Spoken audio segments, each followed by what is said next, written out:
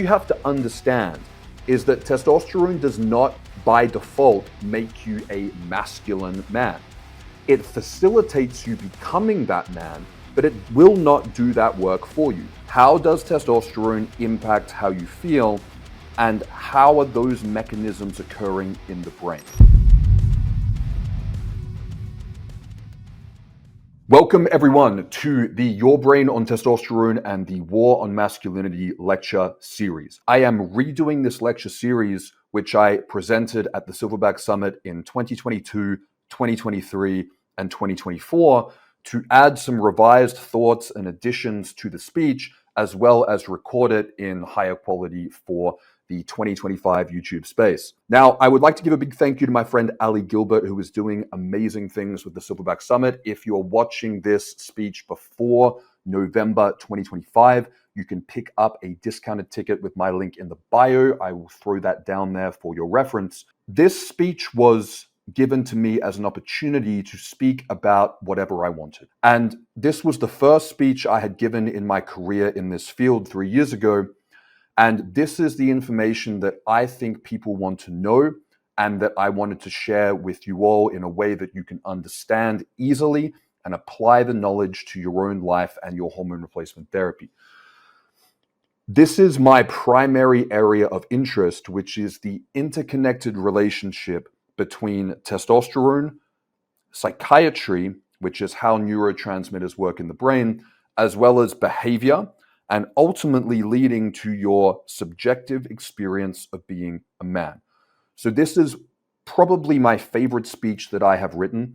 I received some amazing feedback on YouTube. The initial version of this is on the TRT and Hormone Optimization channel still. Fortunately, this speech and the subsequent speeches had me invited back for the following years. So it means that people also enjoyed the speech at the event, which I am happy to hear.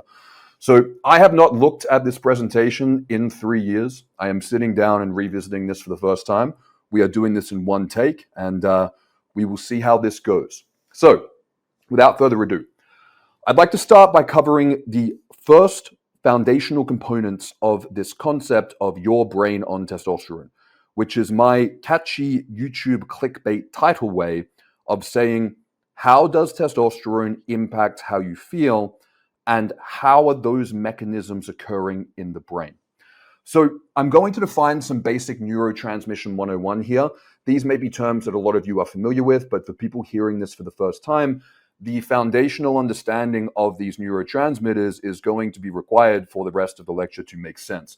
So the first one that we look at is dopamine. A lot of people talk about dopamine. Dopamine is often the subject of biohacking and cognitive optimization, many recreational drugs. A lot of the time people are looking to increase dopamine because dopamine is what makes effort feel good.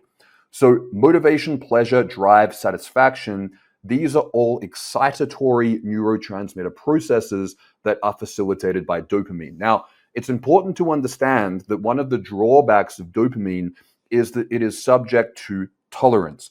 And this very strongly comes in when we're looking at dopamine increases that are facilitated by things like stimulants or recreational drugs. The internal dopamine production that you make endogenously from behaviors is not subject to this level of tolerance due to the level of dopamine agonizing the receptors. So when we're looking at serotonin people are often familiar with from the pharmaceutical industry's SSRI antidepressants, which is selective serotonin reuptake inhibiting medications. This is a neurotransmitter which is, and again, these are oversimplifications for creating understanding. These neurotransmitters do much more than this in the brain as well as systemically in the body. But it is primarily involved from a psychological and psychiatric standpoint for happiness and contentment. Unlike dopamine, however, serotonin is inhibitory and it is not particularly subject to tolerance. This is important because if we're looking at behaviors which increase serotonin and dopamine, if someone is, let's say, using recreational drugs, playing video games, watching pornography, gambling, all of these things, they often leave people wanting more. Whereas when people are doing activities that involve producing serotonin endogenously, such as spending time with loved ones, hugging someone that you care about, having a happy, friendly conversation with laughing and food and coming together as a community, when you come home from that, it's not something that you're itching to do all over again because it is inhibitory and it is less subject to tolerance. So this is important in terms of how these neurotransmitters impact behavior. Now, norepinephrine and noradrenaline are terms that are used interchangeably. I'm going to refer to this as norepinephrine. This is kind of like your brain's neurotransmitter version of adrenaline. Again, this is an oversimplification, but I want to create a foundational understanding for the basics. And this is very important for focus, drive, and urgency. When we're looking at cortisol and adrenaline, these are your body's primary stress hormones secreted by the adrenal glands in response to a signal from the amygdala, which is kind of like your brain's alarm bell. It signals the fight or flight response. GABA or GABA, people often like to give me shit for calling it GABA, but I'm going to keep calling it GABA for the rest of the lectures. If you have a problem with that, please feel free to whinge in the comments. I will not be reading them. This is your brain's primary inhibitory neurotransmitter. So this is the target of compounds such as alcohol and benzodiazepines.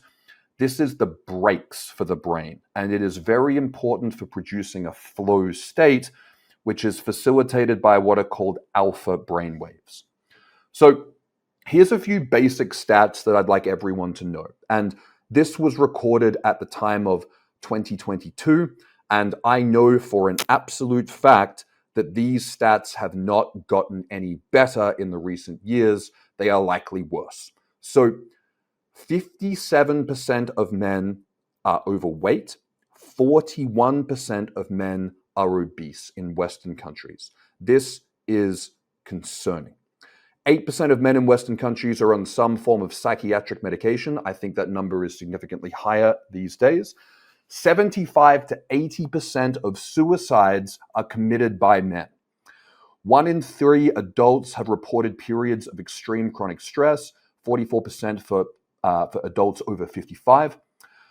20% of men will experience periods of diagnosable anxiety. 12.5% will experience a diagnosable major depressive disorder.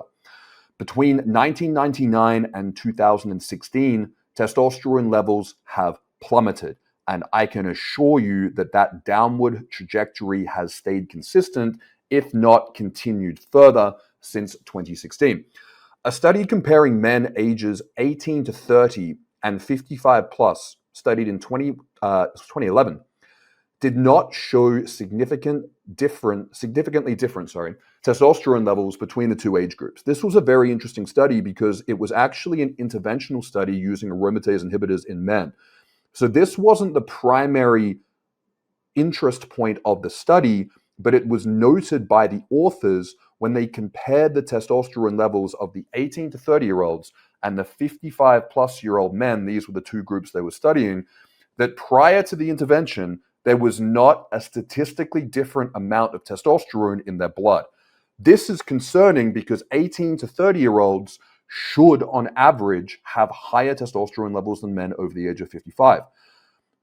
Sperm counts have dropped by 50% since 1973 and 2011. Almost half of first marriages end in divorce, with climbing rates for each subsequent marriage. Almost 70% of divorces are initiated by women.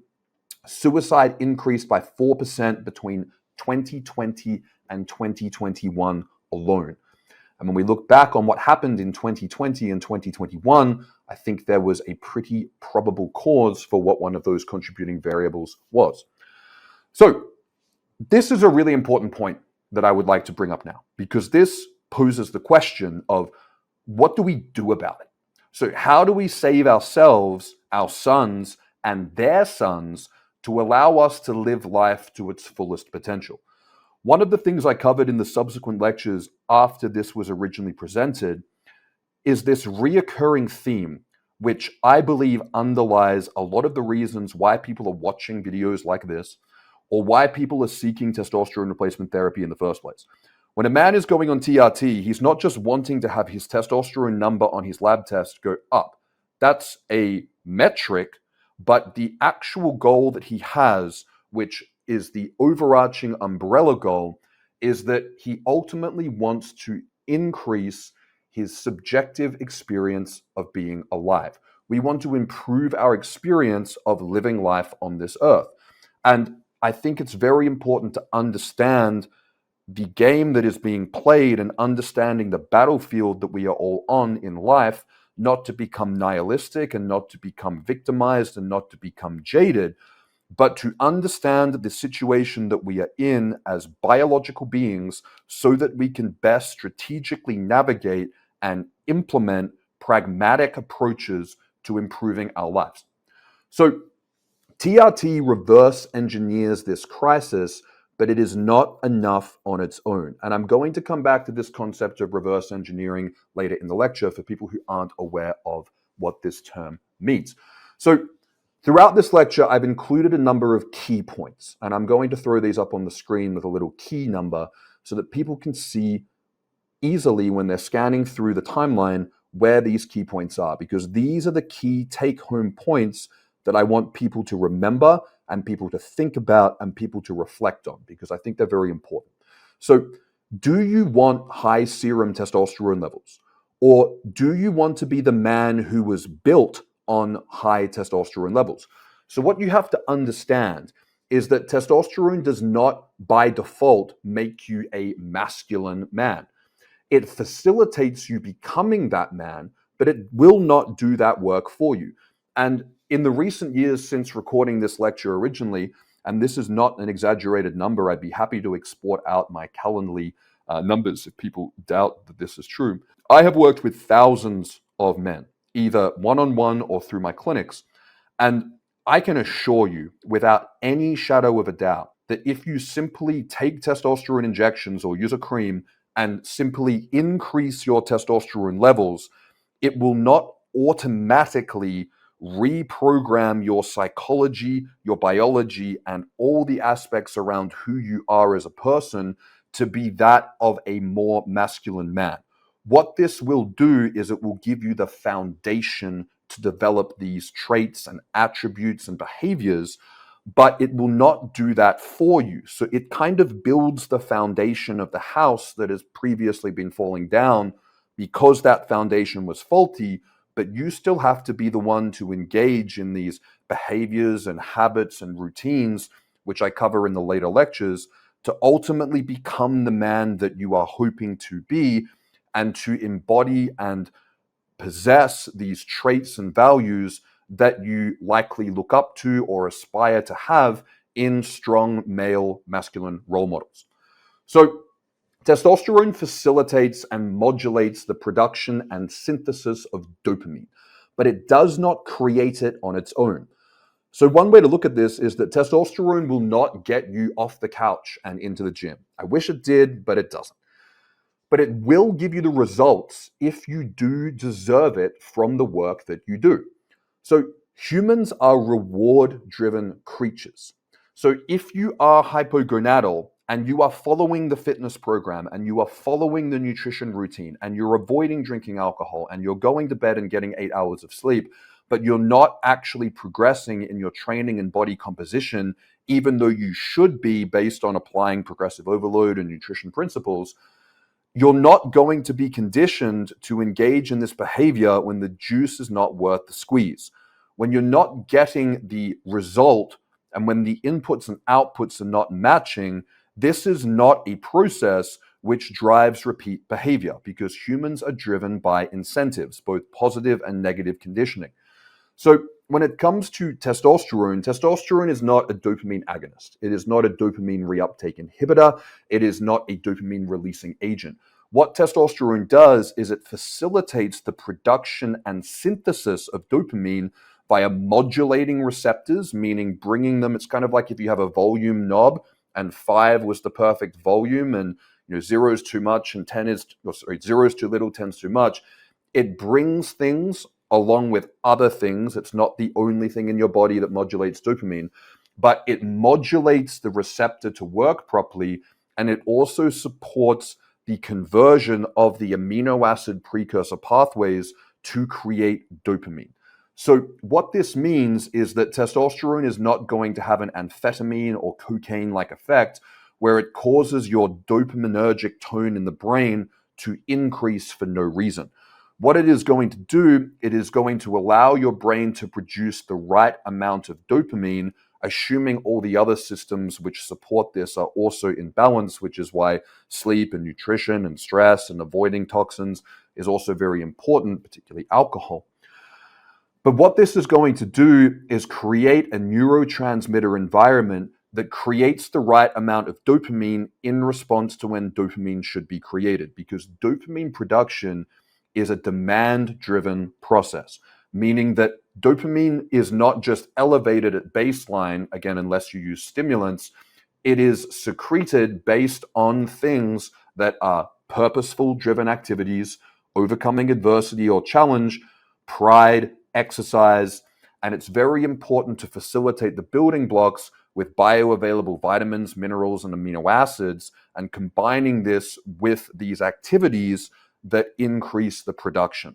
Derek from More Plates, More Dates and Andrew Huberman have often said since recording this lecture, which I think is a great quote, is that dopamine is the thing that makes effort feel good. And I think that that is a very important take-home point. So the next thing I want to talk about here is DHT. DHT is dihydrotestosterone. And some people, for some reason, believe that DHT is a redundant and inert hormone after puberty.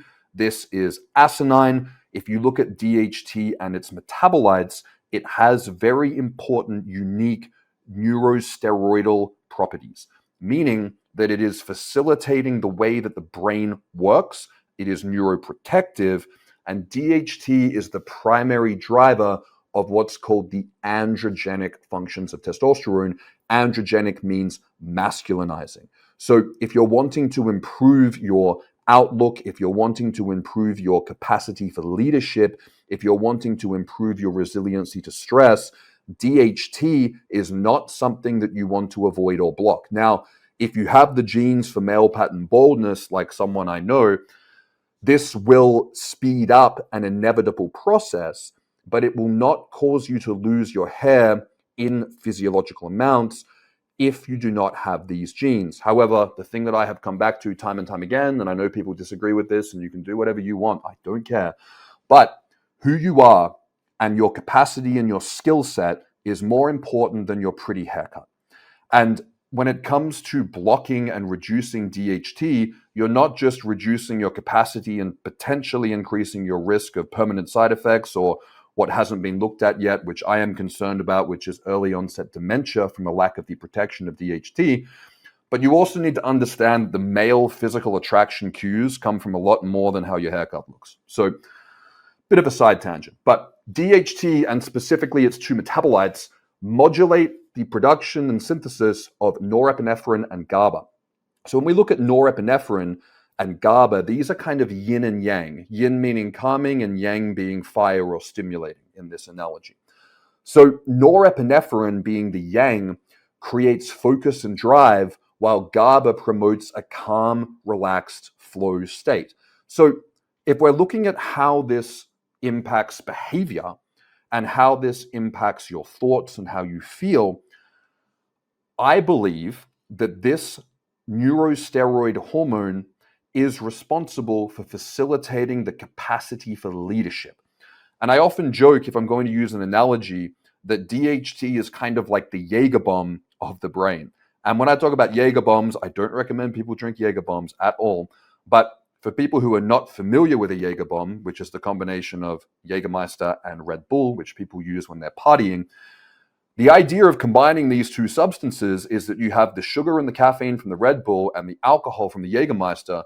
And when you combine these two things, you get something that's going to increase your drive and motivation and social ability, but also something that is going to reduce social anxiety and help more with flow and conversations.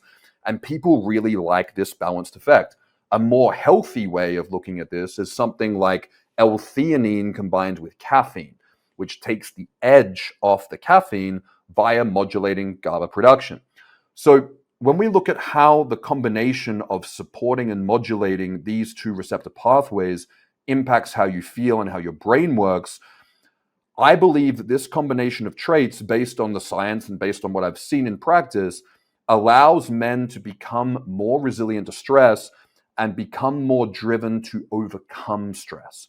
One of the challenges when we look at low testosterone men transitioning into becoming better versions of themselves with testosterone replacement therapy is they often have these maladaptive coping mechanisms because they've gone through either their formative years or recent years or even, unfortunately, decades with this low resiliency to stress, meaning that doing stuff that's hard, that incrementally pushes outside the bubble of the comfort zone, kind of like progressive overload, but pushing yourself to be comfortable, becoming more uncomfortable over time, this process doesn't really work because the dopamine response to the effort is low, but then the sensitivity to the cortisol and adrenaline is elevated.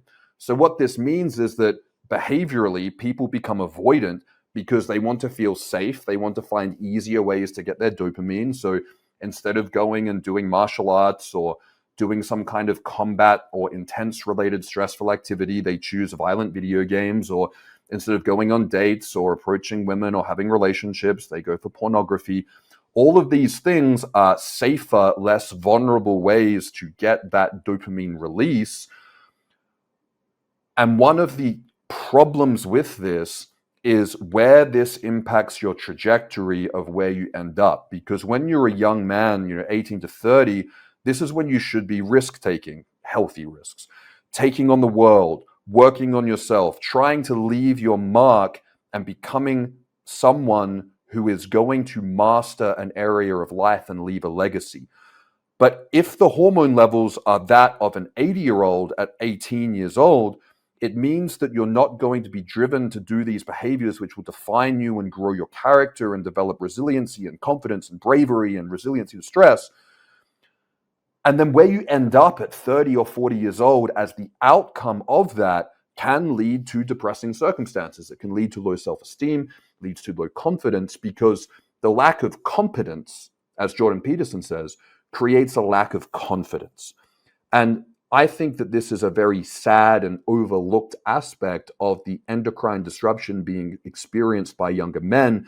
And I think that this is a very important underlying factor for men not achieving healthy mental fortitude, resilience, and a psychological state, because even if their testosterone levels are not necessarily hypogonadal, they're not optimal.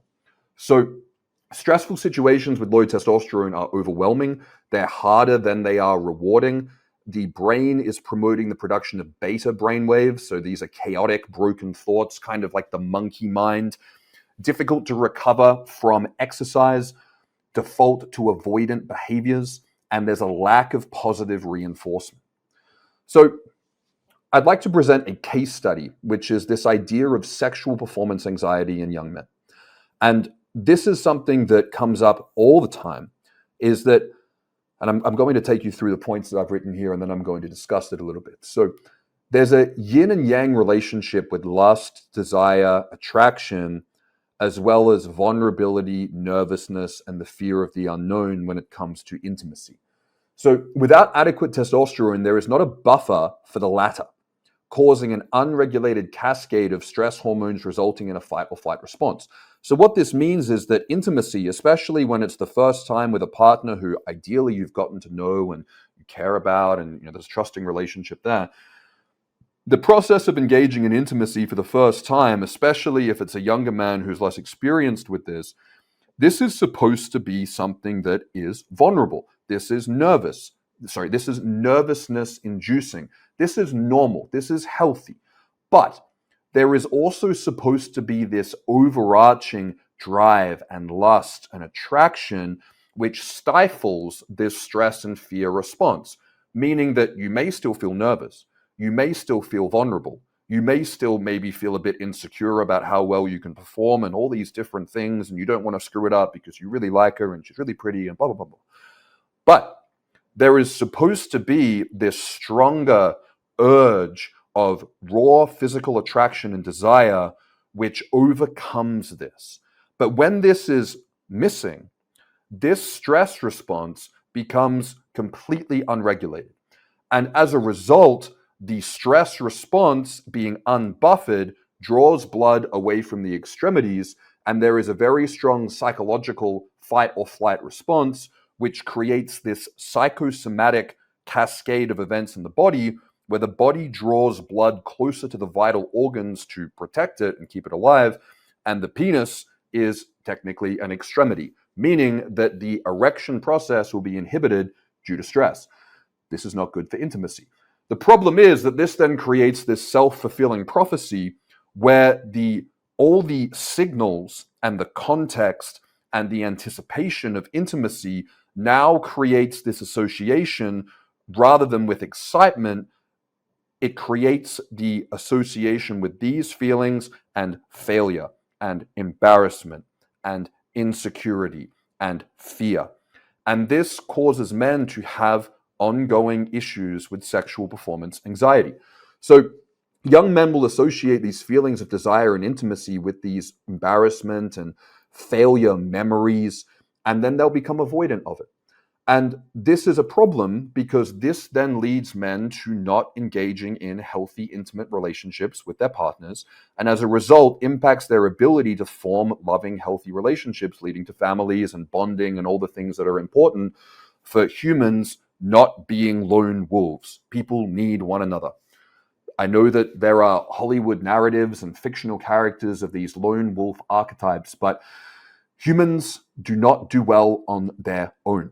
So young men resort to easier pathways as a result for sexual satisfaction and dopamine, such as pornography and video games and drugs and gambling and all these other things. And young men, as a result, do not emotionally mature properly, form and build families, and then become lonely and isolated. And this vicious cycle repeats. And this can be very demoralizing. This can be very anxiety-inducing. This can be terrible for self-esteem. I've seen this play out in a lot of younger guys, and it can really mess up how they see themselves and how their relationships form in the world. So testosterone also antagonizes cortisol directly. So it reduces the secretion of the signal to the adrenal glands to make cortisol, and it also has some modulatory effects on the cortisol receptor as well. So testosterone is one of your body's prime buffers against cortisol. Now, cortisol is not always the enemy. It's a very important hormone. In fact, if cortisol goes to zero, you'll drop dead. It's the only hormone in the body that you actually need to survive. It's also milligram per milligram, the most effective anti-inflammatory in the world. But there's a reason why we don't optimize and jack everyone's cortisol through the roof for anti-inflammatory effects, is because it's also extremely catabolic and promotes a lot of negative biological consequences in the body, especially when receptors downregulate, so people lose sensitivity to it, and the body then has to produce more. So this is technically, in terms of how this stuff works, the way that cortisol increases secretion in response to stress is called a positive feedback loop, but I think that sounds like a good thing. So I prefer to call it a vicious cycle. So the way this vicious cycle plays out is that chronic stress will lead to a low testosterone state. So when a man is chronically stressed, the body biologically will focus on survival over reproduction. Now, I know there's a lot of guys who focus on reproduction and sex as the number one priority in terms of their subjective state, but as a biological being, survival comes first, reproduction comes last. So when the body is stressed, whether it's psychological stress, physiological stress, or both, what happens is the body will actually focus resources, meaning hormonal precursors and nutrients, on survival.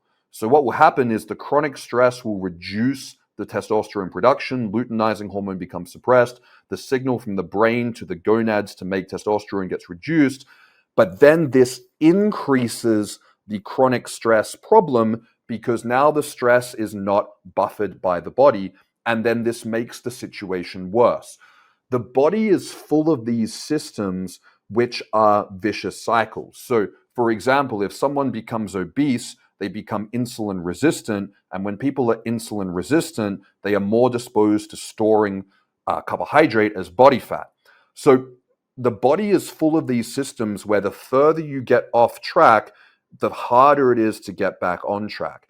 And this is a very good example of how chronic stress over time can completely derail a man's physiology. And because the psychology, the experience you're having of listening to me talk and you're watching this video, and the conscious state that you have is constantly interplaying with your biology and vice versa. So you are experiencing your body being alive. So when your body is physiologically stressed, you will experience this as feeling psychologically stressed. If your body is very stiff and tight and rigid, mentally people often feel stiff and tight and rigid. And there are a lot of inflammatory processes that directly impact the brain. This is not esoteric woo-woo shit. This is real stuff. If we look at how inflammation works, for example, which I cover in a later lecture, is that inflammation in the body, wherever it's coming from, will decrease the production, decrease the synthesis, and then it will also increase the reuptake of dopamine, meaning you make less, you absorb less, and you clear it out quicker. So being in pain and inflamed and unhealthy actually makes you feel psychologically shit at baseline, even outside of the consequences of how that impacts your self-esteem and your trajectory in life and all these different things. So ultimately, if you want to feel good, you have to be healthy. And the problem that we have is there are external factors, these environmental disrupting xenoestrogens coming from plastics, pollutions, and pesticides that are hijacking this system, and for a lot of men creating an uphill battle where even when they do everything right, they're still ultimately needing to go on testosterone replacement therapy even at a young age. And I think that that is a huge shame, but I also think that's the reality of it, and you have to play the ball where it lands. So this is a question I'd like to pose is, what if a man's internal and external environment are working against him to prevent him from making optimal testosterone in the first place? So exercise in this situation is more difficult and discouraging than euphoric and motivating. So that idea of leaving the gym and feeling great and getting a runner's high when you go for a run, that's not there. The endorphin production is not there because you're just getting flooded with stress hormones. The effort stops feeling good and starts feeling hard. So what if this occurs during a man's developmental years? It's going to completely change the trajectory of where he ends up, who he becomes, and ultimately the circumstances that leads to can lead to an anxiety-inducing and depressing life. So this is the second major key I want to bring up, is that many young men are doing everything right to produce optimal testosterone levels, but remain hypogonadal even in their teen years and early 20s. This means that in his prime, which is when a man should be in his prime, when he's 20, 25 years old, he is not driven to or able biologically to overcome and persevere in order to achieve his goals. He may not even have goals in the first place. And the problem is, because testosterone peaks at this point, it's all downhill after this. So this is something that I've seen play out a lot in the recent years. And I think a big factor is obesity during puberty. This is something that was never really a thing before the recent years, because now we have so much abundance of hypercaloric, satiety hijacking, micronutrient deficient foods. And people are often over-consuming calories, under-consuming nutrients, particularly during their formative years, because children are often eating garbage. And I believe that obesity during puberty, when this system is developing, causes this system not to develop properly. And the second thing that I strongly believe is contributing to this, because I see guys who are doing everything right to the point that it's obsessive. And they have to do everything perfectly in order to just feel okay. And the moment they have a cheat meal, the moment they don't get their 8 hours sleep, the moment they don't do something in their 10-step routine of perfect biological optimization that should make them feel incredible, they feel like a 2 out of 10. And I believe, and this is what I'm working on now at the moment, doing a lot of research, and I'm hoping to be able to perform an interventional clinical trial with some compounds which I think may be able to help with this, is that I am a big believer that the xenoestrogenic chemicals, particularly BPA, which functions via the estrogen receptor alpha, is actually causing reduced output from the brain, because when it's binding with the hypothalamus receptors, It is basically signaling to the brain that there is an abundance of hormones, leading to a reduced output, signaling the testicles to make enough testosterone. This is my theory. This is what I am working on at the moment. And if you're watching this in the future, there may be following videos on combating xenoestrogens and their downstream biological effects, both for men not on TRT and men on TRT. And this is what I am dedicating the next few years of my career into solving, because I also think that it is a very important problem to solve for women. And I believe that these xenoestrogenic compounds are a major, major factor in hormone-positive breast cancer as well as male prostate cancer. And the reason why younger men these days look like a fraction of the men that the teenagers who are currently their age looked like 30 or 40 years ago.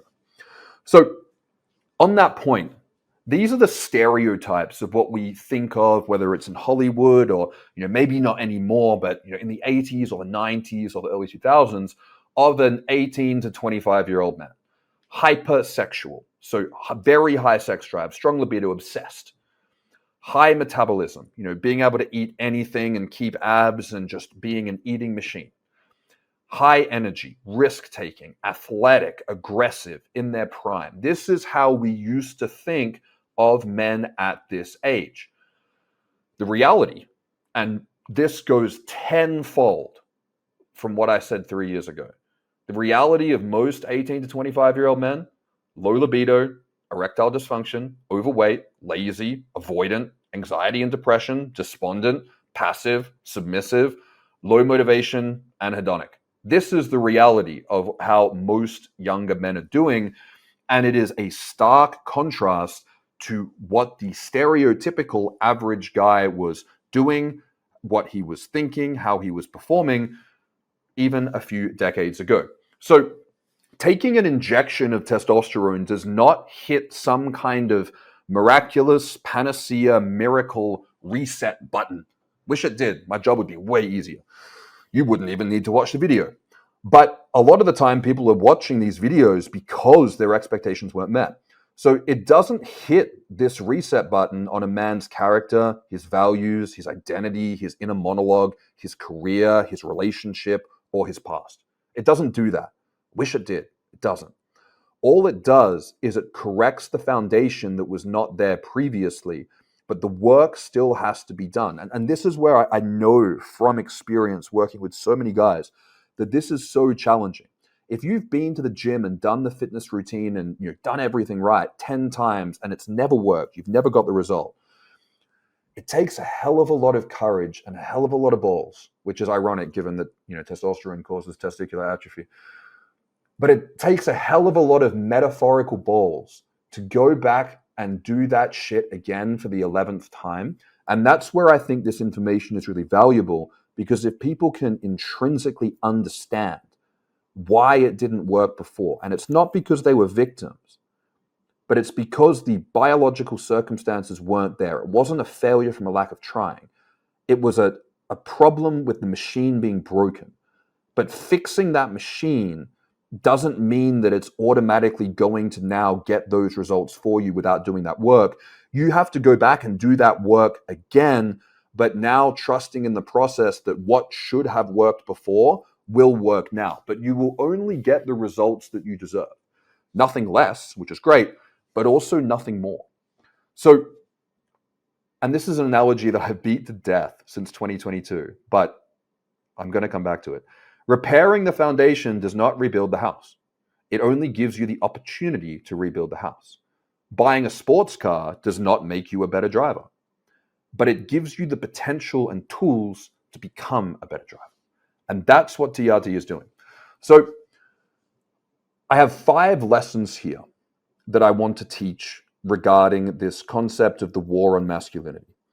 And when it comes to this societal phenomenon of the war on masculinity, it is very clear that masculinity is being stigmatized, it is being suppressed, it is being demonized, and it is made to, I guess, be perceived and considered as a negative character trait. This is ridiculous. And one of the things I said in my Silverback lecture from last year is that toxic masculinity doesn't exist. Some men are just dicks. but they're not dicks because they're men. They're dicks and they're men. So masculinity is only positive. Anything that people are saying that is toxic masculinity may be things that men do, but it has nothing to do with masculinity. This is a psyop. This is bullshit.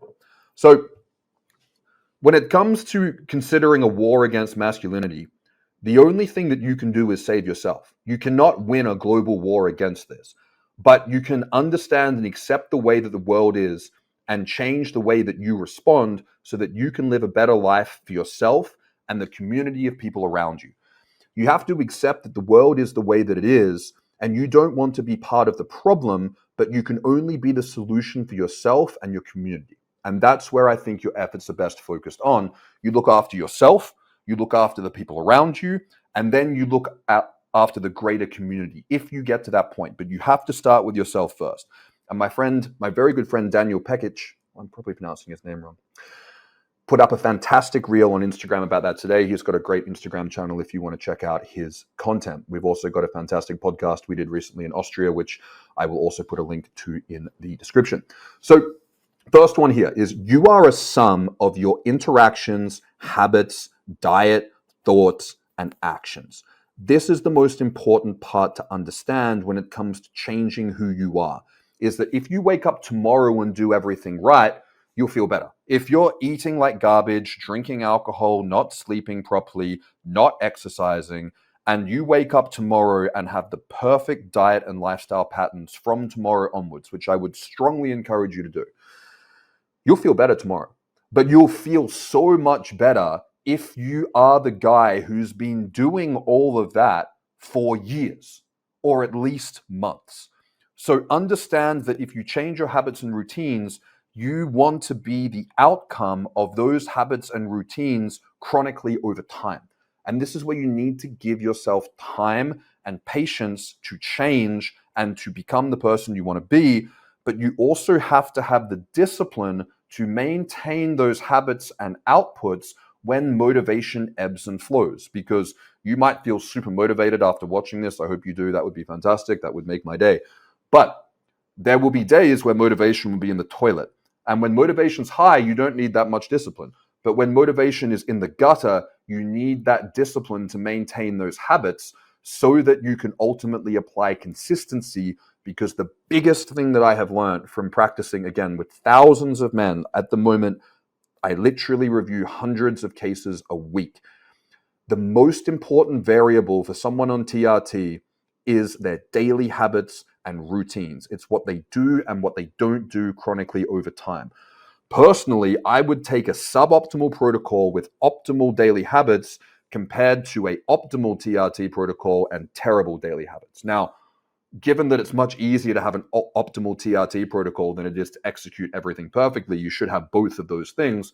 But you can't expect to feel incredible and to have all these amazing outcomes of TRT if you are not looking after yourself like a healthy, strong man. And the secret, one of the biggest secrets that I come to in the later lectures, which I'll share now, is that the way to avoid side effects on TRT and the way to achieve what you're hoping to achieve, and I've said this in the TRT masterclass as well, if you haven't watched that, please check it out, is that you have to live in the way that you would be producing the amount of testosterone that you're injecting if your system was working properly.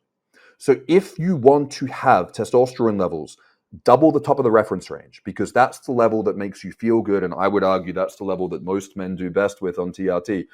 But let's say top of the reference range to double the top of the reference range. The way to avoid side effects and the way to achieve the outcomes that you're hoping to achieve, the expectations that you have when you signed up for TRT and did your first injection or did your first application of cream, is that you have to practice the habits and the routines and the processes of a guy or the version of yourself who would be making those levels if his system was not intractably damaged, which was the reason why you had to go on TRT in the first place. The gap between how you're living and the amount of testosterone that you're injecting is the side effect territory. And that is an undisputable fact of reality. That is as factual as the sky is blue. If anyone would like to debate me on that, please send me an email to dave@advancedfundamentalhealth.com, and I would be happy to discuss the point. So, testosterone creates a catalyst for change and an opportunity to go through a metamorphosis, but it will not make the choice to do it for you. So if you start TRT and you have this honeymoon period with a surge of energy and motivation and vigor, that's fantastic. That should be ridden like a wave to build these positive habits and put them in place. But testosterone, and this is a very well-worded slide. I'm going to give myself credit here from 3 years ago. It's a catalyst. It's a catalytic event that allows you to go through this metamorphosis change, kind of like a caterpillar going into the cocoon and turning into a butterfly. It creates the environment where that can take place. And during the honeymoon, you may feel a bit more drive and predisposition to go and do this kind of stuff. But it's not going to make the choice to do that for you. It's not going to make the choice to cut the beers. It's not going to make the choice. It might make the choice to set the alarm at 6 a.m., but it's not going to make the choice to actually get up when that alarm goes off. It's not going to force you into the gym, but it's going to create an opportunity for you to choose to have this metamorphosis change. And the second lecture in this series is talking about all the habits that you should do and that you shouldn't do to achieve this. So it's a very practical, applicable guide, which you can watch in the next lecture series. But this first one is about creating the foundation for the understanding of why this stuff is important, because people don't do shit unless they understand the why. People need to make the decision to do the things they need to do because they want to do it, not because they're told to do it. Testosterone may make you more disposed or inclined towards masculine activities and thought processes, but it's not a panacea. So when you start testosterone, you might find that you're less reactive to stress. You might find that you've got a bit more control of your emotions. You might find that your mind is more at peace, or you feel more confident in certain situations, but it's not going to reach the end result of those things on a spectrum just by itself. It might move the needle up a notch or two, but what's going to move those things up from a 2 to a 10 is not just titrating the testosterone dose up. I understand why people think that. They go, okay, these things were really low, and then I started TRT and it went up to a 2. So that means if I take more testosterone, it will go from a 2 to a 6, and then if I take more, it'll go from a 6 to an 8, and an 8 to a 10, and so on. That makes sense, but it's wrong. Because what you need to do is practice the processes and behaviors and traits which will instill these values and attitudes, which is what the subject of the next lecture that I mentioned before is. So testosterone therapy works with you. It doesn't work on you. This is the difference between taking a bioidentical hormone and optimizing your natural production versus taking a drug. So testosterone is part of your body's natural operating system. If we're going to use the analogy of a Windows computer, for people who still use Windows computers, I can't say I've used one in a long time, but testosterone is like Microsoft Word for a Windows computer. It's part of the operating system. It's actually quite common. I've seen a lot in the recent years. Men will go on TRT and they'll feel better, and then they'll stop taking it, and then they'll realize what the testosterone was doing. They were like, I didn't realize what an effect it was having until I took it out. Thyroid is similar. And this is because it is working with your body. When you drink caffeine, it is not replacing real energy or sleep. It is a stimulant. When you take a sedative, it is not naturally you being calm and relaxed. It is increasing neurotransmitters in an artificial way to push your biology in a certain direction. Testosterone brings these processes into balance, which is why a lot of the time people report that they just feel better or more like themselves, or more like the version of themselves that they think they should have felt like all along. So understand that you have to meet the medicine halfway. If you're over here and you need to be over here, testosterone is going to get you here, and then you need to work with the testosterone to get here.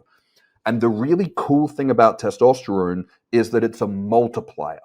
So if you're someone who is already doing everything right, and these are my favorite people to work with because it's so easy. It's like taking a sports car engine and just putting it into a sports car. Is if you've already got these processes in place, good diet, good exercise, good hydration, good sleep, avoiding alcohol, and you've got, some good critical thinking and some passion and direction for what you want to do in the world, and you've got good relationships, and you're socially aware, and you've got emotional intelligence and regulation of your mind and all these important things. If you've been able to maintain all of those processes with deficient testosterone levels, you're basically going from pushing shit uphill to pushing that shit downhill. Things become effortless in comparison, because it's kind of like the analogy I've been using since is that it's like Goku in Dragon Ball Z, who's doing a fight with someone and it's an equally matched fight, and then he takes off his weighted clothing and just kicks his ass. Or when Piccolo takes off his weighted cape. That's like what going on TRT can be for these guys. But it's important to understand for people who aren't doing those things, but also for people who are, is that testosterone is a multiplier. And any number multiplied by 0 is 0. And that's a really important point. So it is going to multiply the effects of all the good shit that you're doing, but it is not going to do very much for you at all in comparison to where you could be getting if you were doing these things, because it is much more of a multiplier than it is an addition. So I was going to say adder, but that's not grammatically correct. So it takes equal or greater time to undo and heal damage as it did to inflict it. Ask any physiotherapist or any personal trainer who has mastered the field. Prehab is quicker, cheaper, and easier than rehab. I can assure you of that. If you are working a sedentary job and you are lifting heavy weights and you are not doing any form of mobility and core training and things to stabilize your posterior chain, please do it now, because if you slip a disc in your back, undoing that damage is going to take a lot more work than it would have to prevent it. And everything with your biology is the same. So if you are listening to this and you are off track, whether you are 20, 30, 40, 50 years old, get on track now, because it is much easier to prevent and support your health now than it is to fix it when you get down the line and things have derailed to the point of a crisis. If your check engine light comes on, you take your car to a mechanic. If you're not doing that, you should. Your father should have taught you that. But if you let the car get to the point that the engine starts smoking and you go to the mechanic, it's going to be a bigger bill. Everyone knows that. Human health is the same. So I'm going to come back now to this point that I mentioned before around endocrine disrupting chemicals. And these are primarily what's called xenoestrogens. So there are 3 categories I would put estrogenic compounds in for the sake of discussion. And again, I'm oversimplifying things for the sake of understanding. You've got endogenous estrogens, things that you make yourself. Or I guess if you want to take estrogen, these are bioidentical estrogens. So we typically look at E2, estradiol, in the blood. But you've also got estrone and estriol, which are E2, E1, and E3. I might be getting E3 and E1 backwards. But these are the natural estrogens that your body makes that bind with estrogen alpha receptor and estrogen beta receptor to exert the biological effects that estrogen is supposed to produce in men and women. You've then got phytoestrogens. Now, the most common one that people are aware of is soy, but there are all kinds of phytoestrogens in food. And phytoestrogens are very interesting because when you intake a phytoestrogen, it actually tends to have a lower DNA transcription effect, which is a fancy medical jargon way of saying that it does less shit when it activates the receptor than the endogenous estrogen does, particularly estradiol, E2, which is the strongest. And it can also compete with the estrogen receptor for binding, meaning that it can actually block the stronger one from having an effect. So it could arguably be having an anti-estrogenic effect, depending on the context. But the context that I believe is important is that you're still adding net estrogens to men, and men typically have enough estrogen when they are aromatizing testosterone into estradiol. So I don't think phytoestrogens are a positive, but xenoestrogens are the real problem. And these are the estrogenic compounds that you hear about in plastic, in pollutions, in pesticides. And these xenoestrogenic compounds are 10 to 100 times stronger in terms of that transcription effect at the receptor than bioidentical estrogens are. This is a huge problem because they also outcompete everything else. So they have what's called a higher binding affinity, meaning that if you've got your natural estrogens and phytoestrogens and xenoestrogens, these don't do anything until they activate the receptor. And when they're all racing to get to the receptor, the xenoestrogen will outcompete the others, meaning that they will occupy the receptor preferentially and then have a much stronger effect. I believe that this is a big problem, and my generation and the younger generation are the long-term outcome of what happens when you introduce this into the environment for a generation of people, and then they reproduce. And then this is the younger generation coming up who were born wrapped in plastic. So these endocrine disrupting chemicals are indisputably having a very strong negative biological effect on everyone. And these are in the air, in the food, in the water, and in an urban setting in particular, they are inescapable. Now, you can reduce your exposure by, eating better food and, drinking out of non-plastic containers and using natural cleaning products and natural products in the shower and all of these different things, drinking filtered water. This stuff all does reduce the net exposure. But unless you're planning to move to a tropical island and eating purely in an ecological fashion with the environment, it is virtually impossible to escape these. So you can reduce your exposure to some degree. And as I said previously, my primary work in the field at the moment is investigating how we can prevent these compounds from binding to the receptor and how we can upregulate their excretion from the body. And I have made some excellent progress in putting together a plan for this, which I am currently discussing with a number of scientists and doctors. So anyway, TRT allows us to fight back against a polluted and anti-androgenic modern world. So it's kind of like accepting that you're in a war and picking up a gun. It would be best not to be in the war, but if no one else has guns and there's a gun on the ground, at least it gives you a fighting chance to even the odds.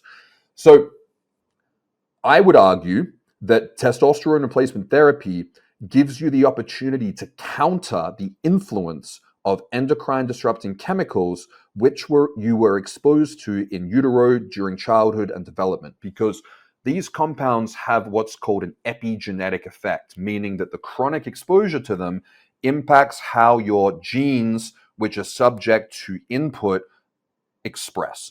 So you've got genes that are set in stone, like the color of your eyes, for example. That's not going to change. That's predetermined. But you've also got epigenetic switches, and these are your predispositions towards disease and how your body is constantly changing and adapting to your inputs and outputs in your environment. So my proposition is that optimizing male testosterone levels allows you to offset for the many years where you have been in a hyper-estrogenic environment, from what my friend Dr. Rudy Eberwein refers to as essentially swimming in estrogen soup, which I think is a kind of gross but also very visually disturbing metaphor for the modern environment. So this is my proposition to why I think that the chronic exposure to testosterone, and this is the thing I've been trying to drill into my community's head over the recent years, is that the acute effects of testosterone when you first start treatment are superfluous relative to the long-term chronic exposure to androgens. And I believe that this is a multi-year, decade-plus journey where the body is able to rebalance due to compensating for these estrogenic molecules in the body, which is also one of the reasons why I believe that TRT needs to be run at a slightly higher level than many other people do. So you can absolutely limit your exposure to pesticides, eat organic food where possible. I live in a country where glyphosate is essentially illegal, and a lot of people eat very ecologically minded food. So not everyone can live in Eastern Europe, but that is a plus. Spend time in nature and breathe fresh air. This sounds esoteric and woo-woo, but being out, everyone knows that if you go for a walk in the forest or you go for a walk on the beach, or you swim in the ocean, you feel better. Everything that you breathe in impacts your microbiome, the sunlight, the electromagnetic fields of nature and of the ground. These are all things that impact with your body. So going for a walk in nature and breathing fresh air isn't going to solve all your problems, but it's going to help with so many aspects of your psychology, your biology, your exercise. It is a very, very high ROI behavior, especially if you can get maximal sun exposure on your body while doing it. Remove chemical-laden soaps, body washes, and cosmetic products. The reason why I think this is an important point to touch on is that this is really fucking easy. It is difficult to eat 100% pesticide-free organic food. It is difficult to do a lot of these things. But what is really easy is just buying stuff to go in your shower or your bathroom sink or your kitchen sink that is not laden with endocrine disrupting chemicals, because you don't need all these synthetic lathering and foaming agents in your products. I recommend using Castile soap. You can, when you get the bottle, there's different options for dilution, but Castile soap is phenomenal. You can make your own cleaning products with vinegar and a few other things in them. You can look up how to do that. But this is just a very easy thing to do, which I don't think there is any benefit to not doing so. So you can do what you like. Many chemical additives, pesticides, and synthetic fiber metabolites reach the bloodstream in the urine and impact androgen receptor and hormonal enzymes. So not only is polyester a flame risk for if the house burns down, I mean, if children are sleeping in polyester and wearing polyester pajamas, that shit will melt and burn them. But when it comes to clothing, it is important not to wear polyester, especially polyester underwear. If you're on TRT and you've got acne and every aspect of your life is dialed in, if you're training and sweating in polyester, that can be the cause of body acne. I have fixed body acne hundreds of times by getting guys to buy a 7-pack of cotton undershirts and putting that under their polyester work uniform, or throwing out all the fucking active wear that people are wearing in the gym and just wearing 100% cotton clothes. So wear natural fibers. You can look it up if you don't believe me, but polyester on the skin gets into the bloodstream, and this has a hormonal disrupting effect. Polyester is garbage. Cotton clothing is the best, or other natural fibers. Don't wear polyester. A little bit of polyester in an outfit there or here or whatever is nothing to stress about, but the majority of the time, your body should be in contact with natural fibers such as cotton. So I'm now going to move on to pharmaceuticals and drugs. So I strongly recommend, and I said this in 2022, and I will say this tenfold in 2025, avoid finasteride, avoid dutasteride, and other drugs and compounds deliberately designed to inhibit 5-alpha reductase for hair loss and prostate health, including minoxidil, saw palmetto, and ketoconazole. This shit is poison, not just because you're blocking DHT, but you're also reducing the production of allopregnenolone and other 5-alpha reduced hormones, such as 5-alpha progesterone as well. Sorry, dihydroprogesterone. These compounds in the brain, these hormones, are incredibly important for neuroprotection as well as modulating neurotransmitters. It has been very, very, very clearly identified beyond any shadow of a doubt that post-finasteride syndrome is real. If you don't believe me, I am going to put a link down below. And again, I don't give a fuck if you want to take this stuff. It's up to you. It doesn't bother me. But as someone who is trying to help the world as much as possible with this lecture, what you must understand is that there was a class action from multiple patients, I can't remember the exact number, who suffered from permanent side effects from taking 5-alpha reductase inhibitors. They sued Merck, which is the company that made finasteride, and on stand, you can read the transcript in the link from the courthouse, where the company admitted that they were completely aware of the permanent side effects of these drugs after discontinuation. And they omitted that information from the package insert because they knew that it would hurt sales. So the class action was lost by the company that made the drug because they were found to be omitting this data. The problem with the fucked up pharmaceutical industry is that all they had to do was remove the statement that side effects will resolve to side effects may resolve in the package insert. That was it. So The part that I think is important, though, is that even if you're not part of the 1 to 10%, we're not really sure, of men who do get these acute side effects from these 5-alpha reductase inhibitors, it is not clear what's going to happen over a lifetime, over decades, of inhibiting 5-alpha reductase and therefore 5-alpha reduced hormones in the brain and in the body. I know from practice, and there is currently a funded study to be proving this, but myself and my colleagues have worked this out in the recent years, is that the lack of DHT, which is the strongest androgen in the body, causes the androgen receptor to become damaged and to downregulate, because androgen receptors upregulate in response to agonism, unlike most dopamine receptors, which downregulate. So when you agonize an androgen receptor with the strongest androgen in the body being DHT, it upregulates the receptor. So when you suffocate the androgen receptor of DHT, it causes damage to these receptors. And the only way that I've seen this situation resolve, which I'm going to do a masterclass on in the future so that everyone is aware, because I do not work one-on-one with PFS patients, is to increase the amount of androgens in the body to a slightly supraphysiological level for 1 to 2 years to allow for epigenetic healing to take place. And a lot of the time, this needs to be done with a high dose, twice daily testosterone cream, because this converts more to DHT, which has a stronger therapeutic effect on restoring the function of the androgen receptor. So, if you're wanting to improve the masculine outcomes, the androgenic effects of testosterone, don't block the main thing that does that. Common sense. Hair loss sucks. I'm going to put a photo up here and here of what I used to look like when I had hair. I was in a band. I used to straighten it. I used to dye it. It was a big part of my identity. Clearly, my testosterone levels were not optimal when I was younger. That kind of goes without saying. But I was devastated when I lost my hair. And here's a photo of how I looked when I lost my hair before TRT had, I guess, masculinized my features. I looked awful. I was also dealing with a brain injury at the time. I was not doing well in this photo. Just as an FYI, this was probably the lowest point in my life. I cried the day I went to the barber and they shaved my head. And then I got over it. So it's a rite of passage if you have male pattern baldness to lose your hair. Does it suck? Yes. Are there going to be worse things in your life that come after that? Yes. Is it the end of the world? No.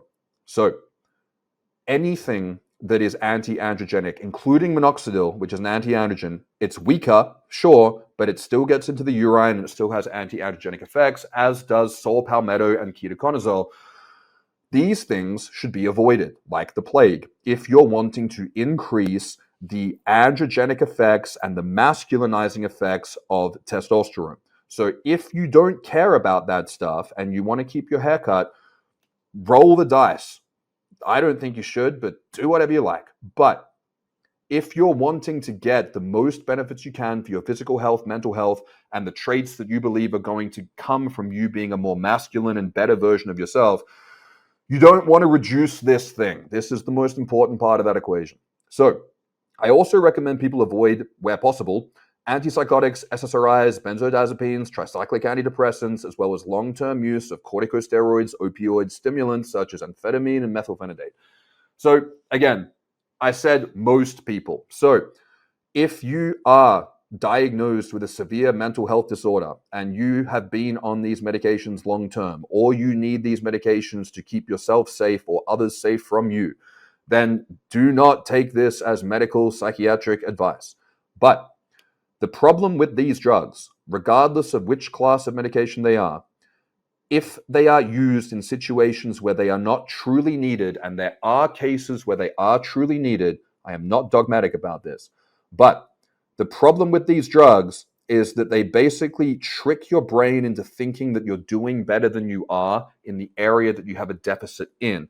And when you take a pill and you put something in here to fix what's going on up here, and what's going on up here is due to your habits, due to the outcomes of how you've been living and all these different factors, you reduce the discomfort that is supposed to drive change. So I believe that you are best not altering your neurochemistry with drugs and addressing the underlying issue of why you don't feel the way that you want to feel by addressing what is off in your environment or how you are looking after yourself. And one of the most important things to do in that case, in my opinion and from my experience, is comprehensive blood work and a comprehensive assessment of your diet and lifestyle, and having that reviewed by someone who has your best interest at heart to work out if there is something that can be addressed that is leading to this scenario. And it's important that you understand how and why this is taking place and how to fix it. But in cases where if someone is psychopathic, or someone has true ADHD, or someone has true intractable major depressive disorder, there are absolutely use cases for psychiatric medications. So take that with a grain of salt. Avoid research chemicals and experimental drugs which do not have long-term safety data, such as SARMs. SARMs, I believe, when they get it right, will be an amazing medication. To be able to have a drug that agonizes and has purely anabolic effects in muscle tissue is going to be a game changer for bodybuilding. It is going to be a game changer for sarcopenia. It is going to be a game changer for a variety of muscle wasting conditions. But they haven't got SARMs right yet, which is why they've all failed human trials. So do not use research chemicals, do not use experimental drugs which do not have long-term safety data. If someone is diagnosed with a terminal illness and your doctor says to you, hey, you're going to die in 2 months, but there's this experimental drug trial which might save your life, those are situations where the risk to reward analysis should be taken into consideration. You've got nothing to lose. But if you are healthy or relatively healthy, don't risk your health with research chemicals and drugs that have not been studied long-term for safety in order to make weight loss a bit easier or build muscle a bit easier or to do whatever you're hoping to biohack. This is a shit-framed biohacking nonsense approach.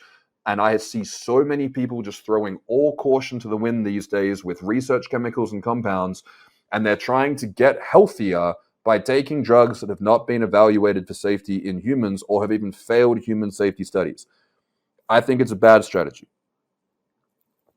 But if you don't agree, you can go watch someone's YouTube channel who promotes these things and you can listen to them. Doesn't bother me. So, avoid daily alcohol, THC, or other intoxicants or inhibitors of liver enzymes. Alcohol consumption is one of the number one causes of TRT not reaching people's expectations, as well as causing side effects. Daily alcohol is incredibly detrimental physiologically and psychologically. Your liver is always going to be processing acetaldehyde, which is a carcinogen. I love THC recreationally more than most people. I don't use it because it is anti-androgenic. It prevents androgens from binding with the receptor. It also dysregulates the endocannabinoid system. And while it may feel good when it's in your system and it's peaking, it is not good for a bunch of other biological processes and neurotransmitter processes.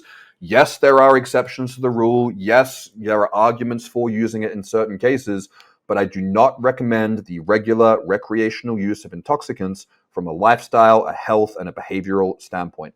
Escaping your circumstances by making yourself feel better with substances is not the way to solve having a better quality of life. It is important to face the reality head on and improve the circumstances so that you don't need intoxicants in order to feel good.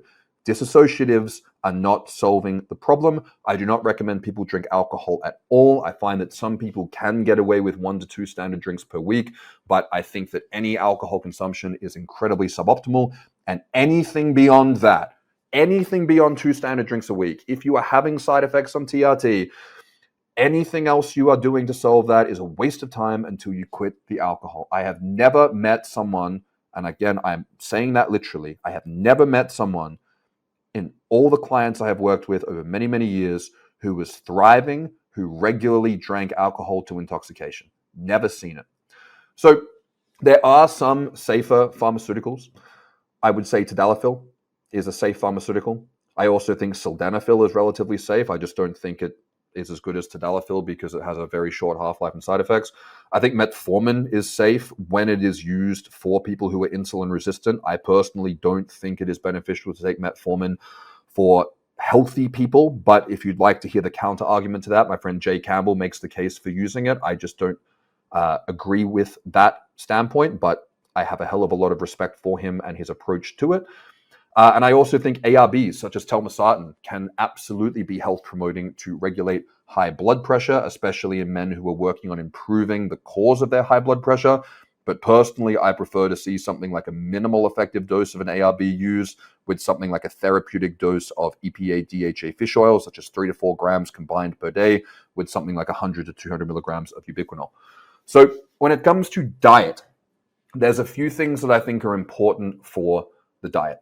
And when it comes to nutrition in the recent years, as well as the years prior to this lecture, has become tribal, dogmatic, borderline religious. And I think that it is very appealing to oversimplify nutrition because it makes you feel like you're in control of something that has been out of control. But these reductionist models for nutrition, in my experience, and I've done the ketogenic diet, I've done the carnivore diet, I've done the vegan diet many, many years ago for short periods, and I've seen a lot of people do these diets. And you can thrive on a vegan diet if you do it perfectly. I would argue that you'd thrive more if you added in some lean red meat. And I have seen some people with autoimmune conditions do much better on carnivore diets. But most people I see on carnivore diets do terribly. Most people I see on ketogenic diets do terribly, even if they're doing it right. And most people I see on vegan diets don't do that well either. So again, if people are getting triggered by that and you want to cry about it in the comments, please feel free if it makes you feel better. But for a framework for nutrition, I recommend checking out my friend Mike Dolce's work. I believe that his approach to nutrition, based on what I've seen in practice and what I have researched, makes the most sense. Fiber is important. People say fiber is not essential. What fiber does in terms of fermenting into butyrate is essential. Fiber is also important for binding toxins in the gastrointestinal tract for elimination. I also think meat is essential for the body, especially to be able to get nutrients such as creatine, carnitine, choline, taurine, and bioavailable amino acids, very high in B vitamins, protein, I guess that's amino acids too. I'm a big believer in meat. I'm a big believer in eggs, especially egg yolks, but I also think fruit and vegetables and a healthy amount of whole grains can form a very healthy diet, and different ratios of different macronutrients and plants to animal food ratios can do better for different people. So it depends on where you're at. It depends on what you're doing. It depends on your ancestry and all these different things, but having a good diet is important. And having a garbage, if it fits your macros diet, might get you abs, but it won't get you to a place of health and well-being. So nutrients are essential. Eat micronutrient-dense foods, especially foods that are high in fat-soluble vitamins such as A, E, D, and K, because these all have pro-androgenic and endocrine modulatory functions. I also personally am not a fan of seed oils. Now, I have seen seed oils become one of the weirdest debated topics online. The omega-3 to omega-6 ratio is very important in human biology. There are tens of thousands of studies on the benefits of improving the omega-3 ratio and supplementing with omega-3. And if we look at the acute effects of seed oils and studies, they're not factoring in for the long-term consequences of altering the omega-6 to omega-3 ratio heavily in favor of omega-6. I don't think people are often capable of applying and interpreting science in the way that it actually applies to the real world. But again, if you want to guzzle down canola oil or soybean oil or whatever, be my guest. It doesn't impact me, but I'm not going to eat it. I think the main thing, though, and I am yet to see anyone disagree with this because it's indisputable, is the real problem with seed oils comes from deep fryers, because these oils are being heated and cooled and heated and cooled and heated and cooled. And depending on the restaurant, depending on the chef, these oils are not changed very often. So this process causes them to oxidize, and this process causes the seed oils to become rancid. So I think the best thing to do is to avoid deep fried food. If something has a bit of canola oil in it or a bit of sunflower oil in it here and there, I do not think that is the end of the world, but I think people should be avoiding them as a primary caloric source of fat because they are relatively devoid of nutrients. You can find some vitamin E in some, but I do think that gets degraded in a lot of the deep frying process. But I strongly advocate for optimizing the omega-3 index up to an 8 to 12%. I prefer to see it above 10%. And I think that increasing omega-3 intake is beneficial and arguably necessary for people to have good health. I know that some people think that omega-3 is unstable and can oxidize when you take it orally. I just very strongly disagree. So excessive consumptions of grains and refined sugar reduces opportunity for micronutrient intake. And this is where things have to be applied in context, because people like to basically take things to extremes. And when you take something to an extreme, you lose the meaning of it. So grains are a fantastic source of fiber. Fiber is fantastic for regulating blood sugar. People who have low fiber diets often have issues with satiety. They often have issues with cortisol and stress responses to hypoglycemic dips they have throughout the day.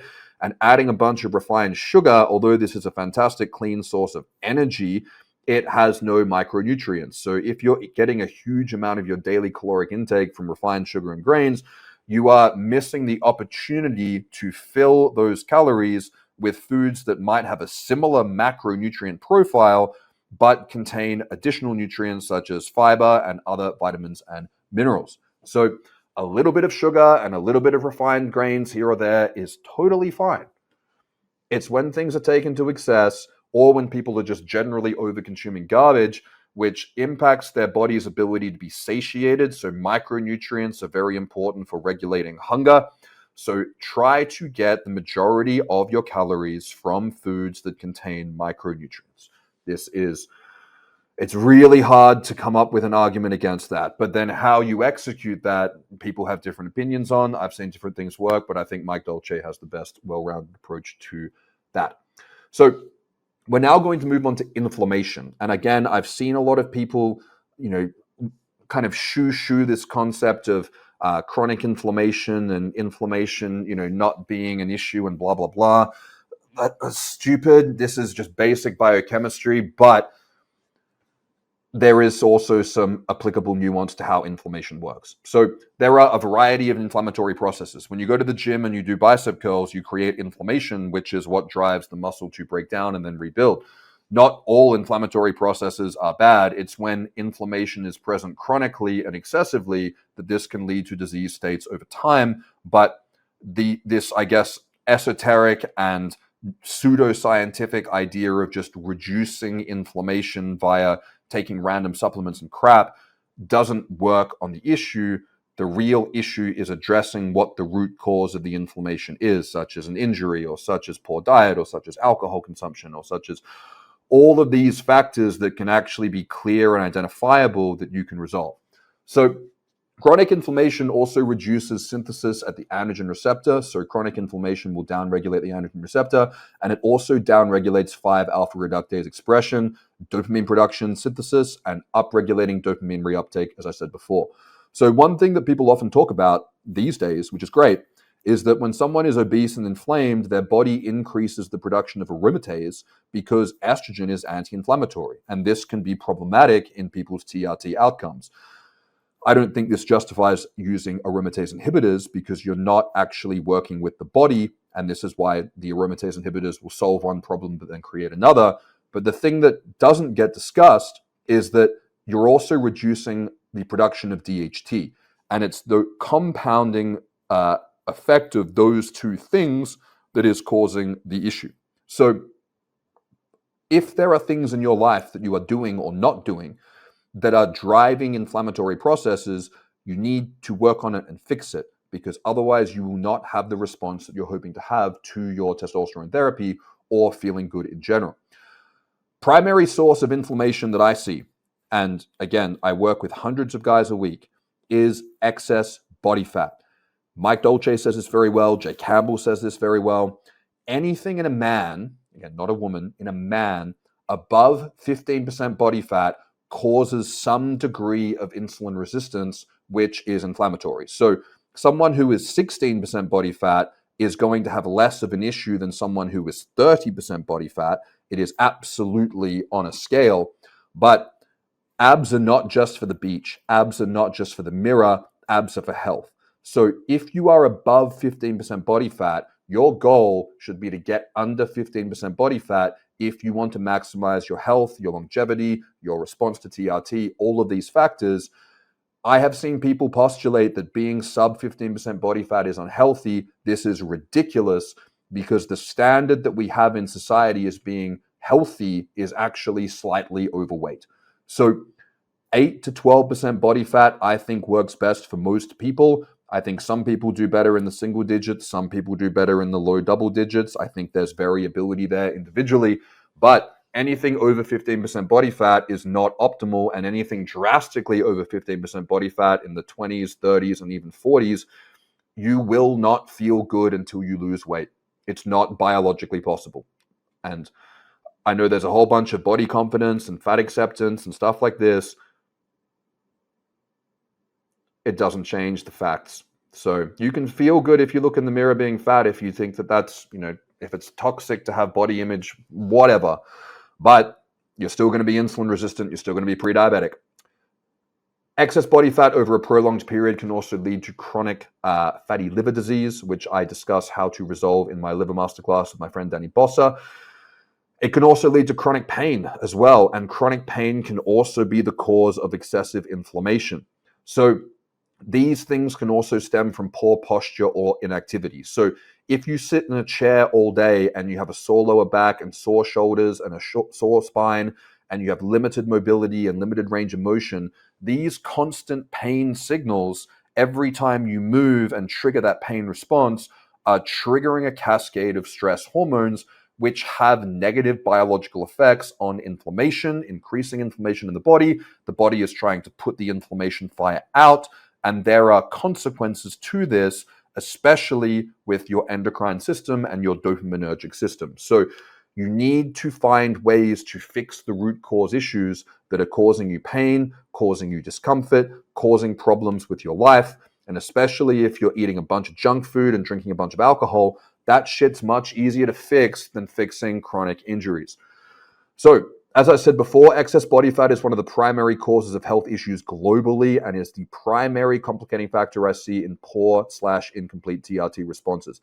If you go and watch my TRT masterclass, you will see my argument for using transscrotal cream in men who are overweight starting TRT because of the increased conversion to 5-alpha reductase and the reduced exposure to aromatase, meaning that if you use this delivery mechanism when these enzymes would usually be inversed, you can actually create a balance of testosterone, DHT, and estrogen that would be more present in someone who was leaner. Therefore, you're not going to get side effects and you're going to be able to work with the hormone to get to that point. And I've seen this play out a ton of times. I have trained clinics in almost a dozen countries on using this approach, and it works. So please watch the TRT masterclass if you are either considering TRT and you're overweight or you're dealing with side effects on TRT being overweight. Daily injections is a great way to also support this issue. But for people who have excessive amounts of body fat, cream is the thing that fixes the problem. When people are obese and morbidly obese and they go on TRT, they come back with a whole suite of side effects to their practitioner. When people are put on cream and they're morbidly obese, the only thing they complain about is that they have to shave their balls. And this is fucking miraculous from a clinical outcome standpoint. And it's something that I wish more practitioners would put into their toolbox. And you can learn about my approach to that in the TRT masterclass and in my future courses for practitioners, because I want everyone in the world to be able to access practitioners who know how to use different delivery mechanisms of TRT for the right patients. So CBD, EPA, and DHA, as well as NAC and glutathione, are effective anti-inflammatories to support symptomology while the root cause is being resolved. So if you have multiple bulging discs and you're in chronic pain, if you take fish oil, CBD, and either NAC or glutathione, it's not going to put the disc back in place. It's not going to resolve the pain. But these are health-promoting agents that support the inflammatory processes that are chronically elevated. I would also throw in here 300 to 400 milligrams of magnesium glycinate twice a day for a total of 600 to 800 milligrams in divided doses. And I would also throw in 300 to 600 milligrams of phosphatidylserine twice per day. and I'm covering this in my upcoming supplement masterclass. These things are also very beneficial, but these 3 supplements, I believe, are a core foundation for supporting someone who is inflamed. It doesn't solve the root cause issue, but it supports the stressed body while the root cause issue is being resolved. And if you feel like shit and these supplements make you feel a little bit better, you're going to be more compliant with doing the work to solve the issue. So another thing that I've become even more of an advocate for in the last 3 years is regular yoga / mobility work. So dynamic stretching, different forms of yoga, the things like the knees over toes guy Ben Patrick promotes, whatever you want to do to develop strength through range of motion, this is a must, especially, actually, no, fucking for everyone. For everyone. Because if you're a laborer and you're doing repetitive motions with load and stress, or if you're sitting at a desk all day, you are going to develop tightness and imbalances. And if you're going to the gym and you're just doing bodybuilding work or powerlifting or strength training, eventually you're going to develop tightness and imbalances and pain. And this is going to lead to issues, especially as you age. So spending 10 or 20 minutes a day on the yoga mat, following along videos on YouTube, working on your mobility, working on these things is incredibly beneficial when you do it consistently over time.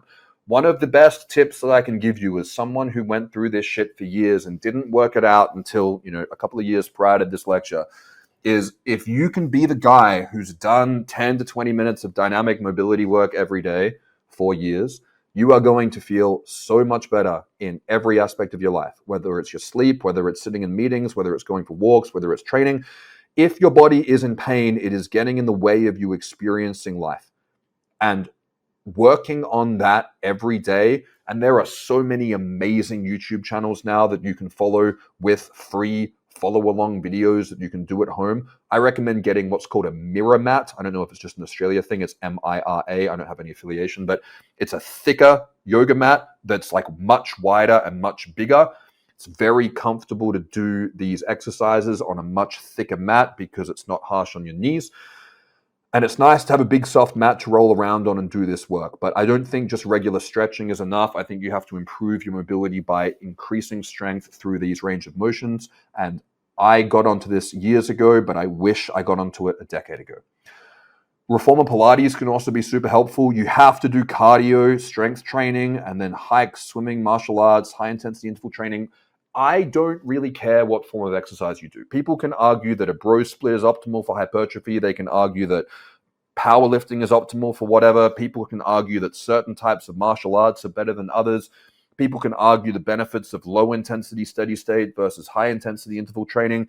People can argue about different rep ranges.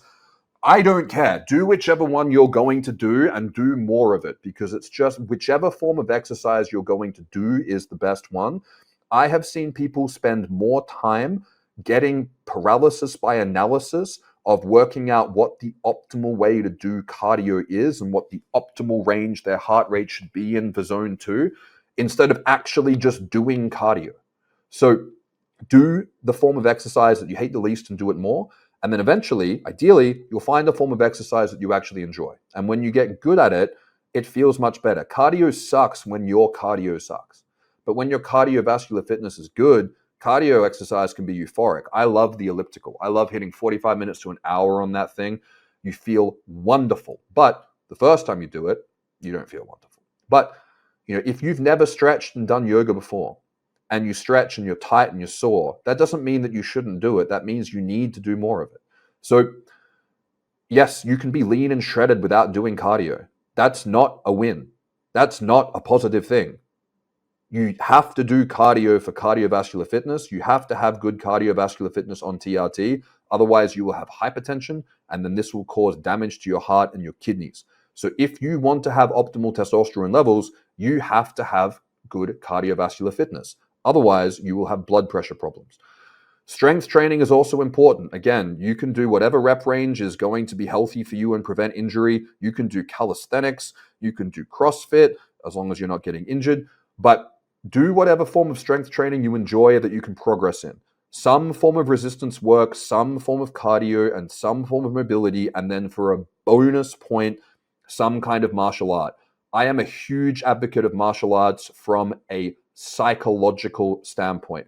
I am not a fan of people doing striking. I had a brain injury. I have worked with many brain injury clients since my lectures on pregnenolone and DHEA. I do not recommend people actually fight martial arts because the risk to reward ratio is way too high. Just voluntarily getting smacked in the head, not really good from someone's perspective who works with brain injuries. But doing pad work or doing work with a coach that simulates violence is extremely beneficial, not just as a form of exercise, but as a cathartic therapy, especially striking-based martial arts. Some people say boxing is not technically a martial art. I count it as a martial art for this purpose. Again, if purists want to debate me in the comments, you can, but you're going to be screaming into the void. Muay Thai, kickboxing, I don't have a problem with people doing BJJ, but please know that I've seen more injuries from BJJ than every other martial art combined. But one of the most beneficial things I have ever done in my entire life was training Muay Thai at Vilnius Muay Thai with my friend Don. I am the world's worst Muay Thai athlete. I have a lot of spine and hip issues from my previous brain injury complications. But going and doing that, especially when I sucked, and persevering with it and having a male mentor teach you combat and be nurturing and safe and support you, but also put you into a highly stressful state that you can overcome and keep your cool in, is one of the most powerful things you can do for developing psychological resilience. Because if you do something that's acutely very stressful like that, and you learn to manage your stress response, you learn to keep your guard up and to throw the right combos when you're supposed to, and you don't freak out and go into a fight or flight state, this by association makes everything else in your life less stressful because you are developing stress adaptation to something that is much harder, but is a very acute short-term thing. So this is one of the most beneficial things, and it's kind of like a preventative cure for developing the opposite, which is what Carl Jung referred to as neurosis, which in Australia we would call snowflake syndrome, which is where you become so soft because you avoid all these stresses that everything is overwhelmingly difficult. So one of the most powerful things that people can do on TRT, and I'm such a big advocate for this, is go and do 8 to 12 weeks. I would encourage you to keep doing it, but set yourself a challenge and go and do 8 to 12 weeks of one-on-one pad work with a coach to learn boxing, kickboxing, or Muay Thai. And if you go back and do that once a week, ideally twice a week, I think it's difficult to progress once a week because it's a difficult skill. But if you go and do that for 8 to 12 weeks, the person who came out the other side of that is going to be a much better, stronger, more resilient version of you without question. This is a process that, I'm going to borrow from Alex Hormozi here, is that he has this saying, which is, and I'm going to butcher it, but the meaning's the same, is to create a system or a process where it would be unreasonable for you to fail. If you went and did that for 8 to 12 weeks and stuck through it, and you're the guy who did 8 to 12 to 24 hours of it, if you do it twice a week, over a 2 to 3 month period, it would be objectively extremely unlikely, and I'm saying 0%, maybe 0.1% unlikely, that you would come out of that a less resilient version of yourself. So these are processes and actionable things that you can say, I'm going to do this process for this period of time. And going through this process, even though it's going to be uncomfortable, I think the first session requires some degree of bravery, but it's the second session that requires the most, because you didn't know what you were getting into the first time, but you chose to go back. And choosing to go back for the second time when you suck is brave, especially in your life. If you're doing other things that you're good at and you're comfortable with, this is like the ultimate way to get out of your comfort zone in like a dozen different ways, and setting aside an hour or two per week to do that. And again, maybe people will say this is toxic masculinity. And, if people have certain traumas they need to talk to someone, go ahead. That's totally fine. But I think for the majority of men who are starting testosterone replacement therapy, you would get more of a therapeutic psychological effect of developing a mentoring relationship with a martial arts coach in a safe environment that doesn't involve striking than you would going to talk therapy. But again, there are certain traumas that you need to talk about. Go for it. But I think people will get my point. And if you don't, then that is fine.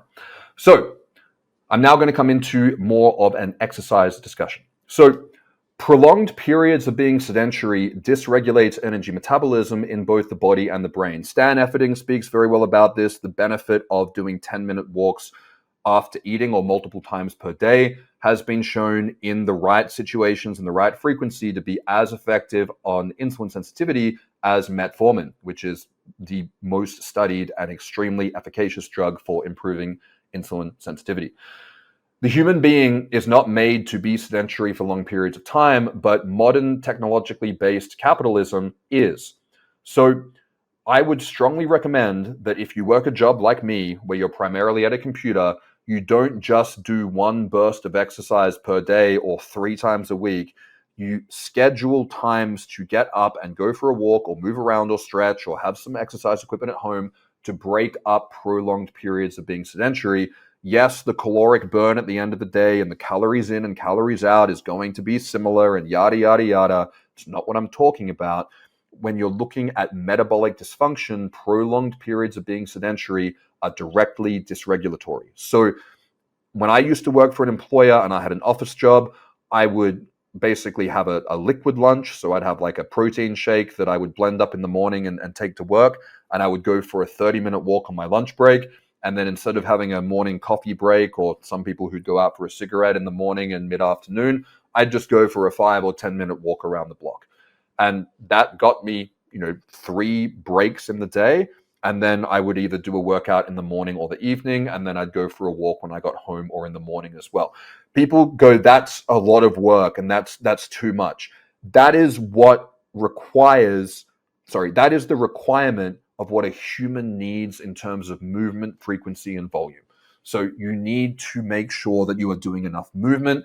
Going to the gym 3 days a week for an hour and a half might be optimal for hypertrophy, but you need to do more exercise than that. And if your training is very intense, the other forms of exercise you need to do need to be more gentle, but you need to get more volume of movement in. 10,000 steps per day should not be the number you're aiming for. It should be the minimum that you get. And if you can factor in audiobooks or podcasts or listening to videos like this when you're going for a walk, and you can learn and get sun exposure at the same time, this is a very efficient use of your time. So muscle tissue also increases insulin sensitivity and the basal metabolic rate. Dr. Gabrielle Lyon has some very good lectures and podcasts on this, where she talks about how muscle tissue is like a sponge for blood glucose, and it is what she refers to as the organ of longevity. So muscle tissue, within the amount that a human can build at what they would call the natural limit. So, physiological amounts of muscle, massive amounts of muscle are not particularly good past a certain point for longevity, but muscle tissue within a physiological parameter, which is, most people, even on TRT or anabolic steroids, are not going to reach their natural potential for muscle mass. Building muscle is important for your health. It's not just important for self-esteem. It's not just important for how you look in your shirt or how you look at the beach with your shirt off. It is important for health. You need to build muscle, which is why even if you don't want to look like a bodybuilder, you have to do some form of anaerobic resistance training. So both strength training and cardiovascular training have neuroprotective and anti-inflammatory benefits. Both are important. Both are synergistic. You can't just do one or the other. Whichever one you're not doing will have a much higher return on investment than doing more of the thing that you're currently doing. So if you're not doing any cardio, doing extra cardio will be much more beneficial in terms of ROI spent for the time that you're doing it than doing more weights. And if you're only doing cardio, doing some weights will be much more beneficial in terms of ROI for effort and energy and time spent than doing more cardio on top. So whichever thing you're neglecting is the thing that you need to do. Building physical strength and robust performance has been shown to positively impact a man's self-esteem. This has been shown in so many studies, and it's fucking common sense. So 1 hour of gym work 3 to 4 days a week is not enough for sedentary workers, especially with the drastic reduction in non-exercise activity that we are now doing since COVID. So particularly with people working from home, Unless you are dedicating time to go for walks or go and do cardio, it is very easy to basically not get any physical activity throughout the day if your workstation is 20 steps from your bed. So if you want to inject the optimum, and this is the point that I made before, and I'm going to reiterate this. If you want to inject the optimal amount of testosterone that your body could potentially make, which is what most people on TRT are wanting to do, which I think is fantastic, you want to optimize your testosterone levels, not just replace a shitty level of it. You must exist in a way that your body would be maximizing its natural production if it could.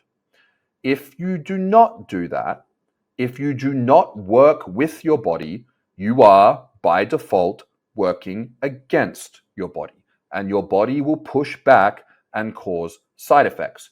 Your body is smarter than you. Your body and my body is smarter than me. We don't fully understand the human body yet because it is so complex, and you cannot out-biohack your body. You need to be a healthy man if you want to have a healthy man's testosterone levels. And the challenge that I work with men on all the time, and I've had some people give me pushback saying I'm being discriminatory against people who are overweight. This is just an emotional nonsense argument for people who aren't listening to other content. There are strategies and there are processes which you must do in terms of blood work and protocols while you are getting from A to B. And this is where there's, as Dr. John Chrysler said, who was a friend and mentor of mine, there is an art and a science to TRT. And if you are off track and using TRT to get on track, there are things that you have to consider in your blood work, in your protocol, in your lifestyle, and potentially with supplements or maybe even medications to support you while you are making the changes in your habits and in your lifestyle in order to shift your health from A to B. And this can be done to reduce side effects and improve the outcomes you're having from treatment, but it has to be done on an individual basis with comprehensive testing and proper oversight and follow-up reviews. It's not something that you're going to be able to watch a YouTube video and work out how to do, because it requires someone who has done it 1,000 times before, who is not emotionally attached to your situation, to give you the objective guidance and advice that you need.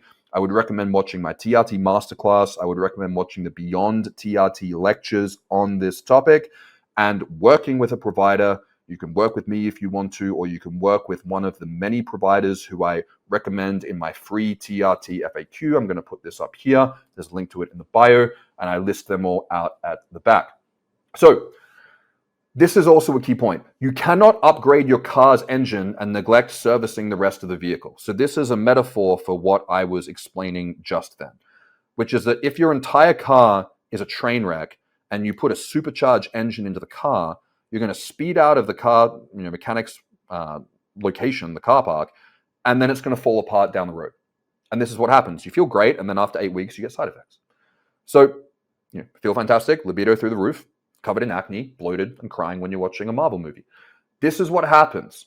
And it's common sense, because what happens is that if you optimize this part of the body while the rest of the body needs significant work, the rest of these issues may have been relatively minor because the weak engine wasn't putting much stress on it.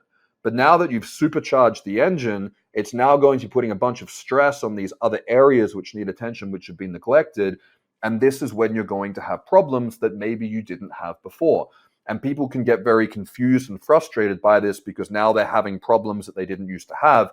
But it's because their entire biological framework has been thrown out of balance because testosterone impacts so many of these downstream biological processes, whether people like it or not. So where do we go from here? And how can we practically apply this knowledge and maximize return on investment for time and energy spent? And this is my 5-step process that I've repeated in each of these lectures. And I think that I'm going to repeat this again at the lecture this year at Silverback, because this is the thing that you need to sit down and listen to and take out a pen and paper or take out your notes app and sit and maybe pause it and reflect on these points, but actively listen to this and think about what I'm saying if you want to be able to apply the information that you just learned and make it work for you in your life. So the first thing you need to do is reverse engineer becoming the best version of yourself. So what does this mean? So I said before, I'm going to come back to reverse engineering. If you want to build a car, it is much easier to take a car, take it apart, and work out how it worked, so that way you can understand how to build it. It's much easier to start with the finished product versus if I said, build me a car and just gave you a bunch of parts in an empty workshop, that's going to be a hell of a lot harder, especially if you've never built a car before and you don't understand engineering or being a mechanic. So when I used to work in digital marketing doing Facebook campaigns, this was right when Facebook began what's called the retargeting feature, which is where they could basically track the websites you went on, so you got an ad for the website that you'd been on to buy the thing that you didn't put in your cart. I was that guy. That's one of the reasons I don't do social media anymore. So these ads were incredibly effective. But when it came to building a new campaign, the best way to do this was to take a campaign that was already working very well and work out why it was working so well, and then work backwards so that you could work out not the first step, but the second last step, and then work back from there and then fill in the blanks. So what you want to do is you want to create an image in your mind's eye. So, visualize, and this is kind of like manifestation, but without the bullshit part. But you want to visualize the best version of you. So this may be an amalgamation of a bunch of people that you look up to with, a version of yourself that's unique. But what you want to do is visualize very clearly who this guy is. So what does he look like? How does he carry himself? How does he speak? How does he speak to wait staff?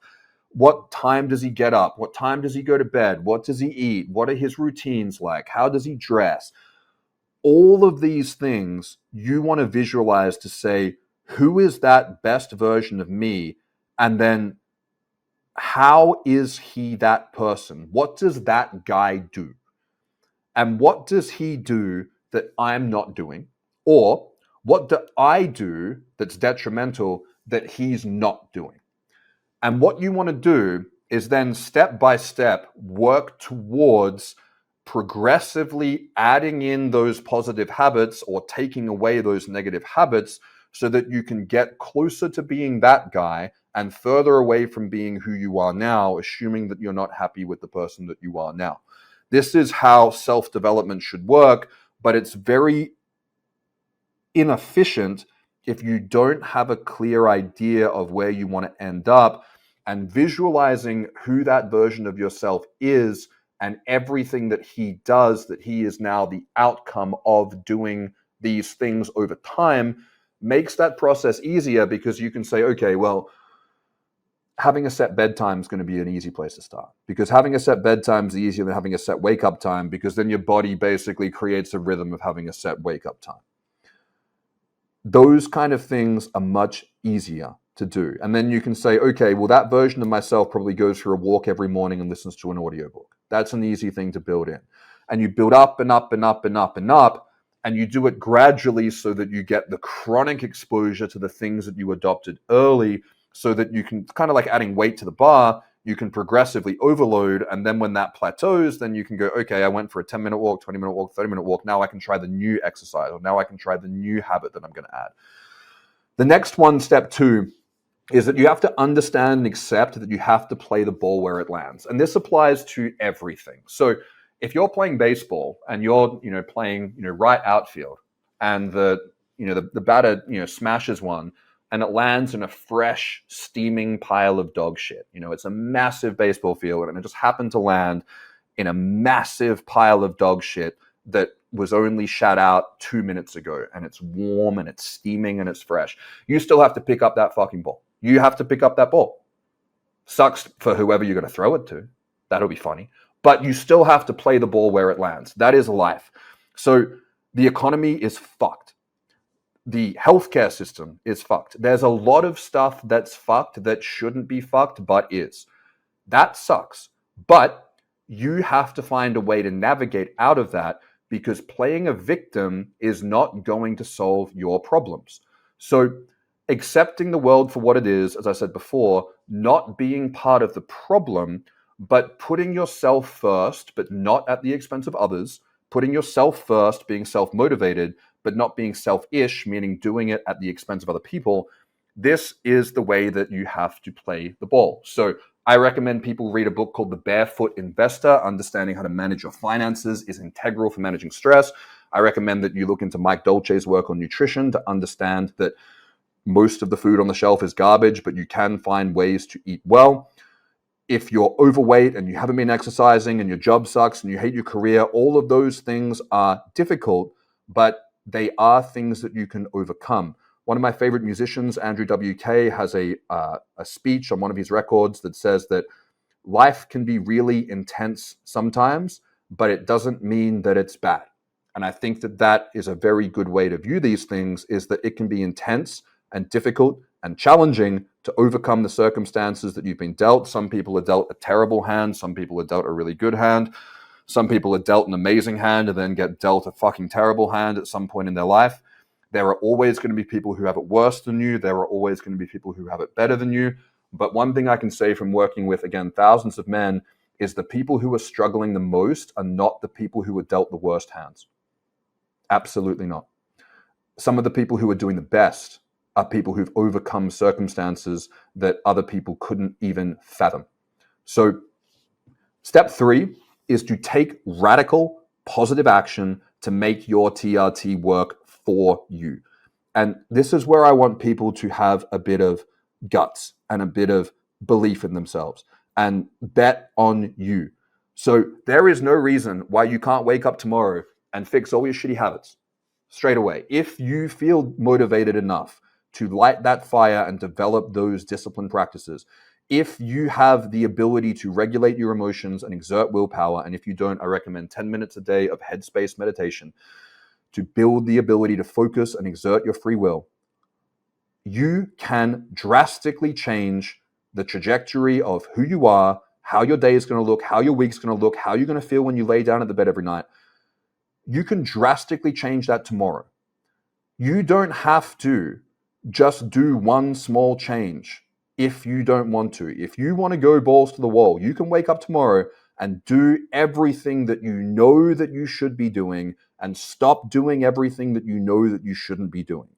That is the best place to start. Not everyone understands nutrition. Not everyone understands exercise. Not everyone has the same level of understanding about health and fitness. But in my experience, people who are not doing well at least know a handful of things in those equations. They know that they're doing a bunch of shit that they shouldn't be doing. They know that they're not doing a bunch of shit that they should be doing. They know this. They don't know what the mechanisms of action are that are leading to the consequences they're experiencing. And what I'm trying to tell you here is that it doesn't matter. Just fix that equation. And if you fix that equation and you feel better, you can save some money on having to go to a professional to explain that to you, because you don't want to have to pay a bunch of money to sit down with someone like me and have me tell you to fix all the things that you know that you needed to fix already.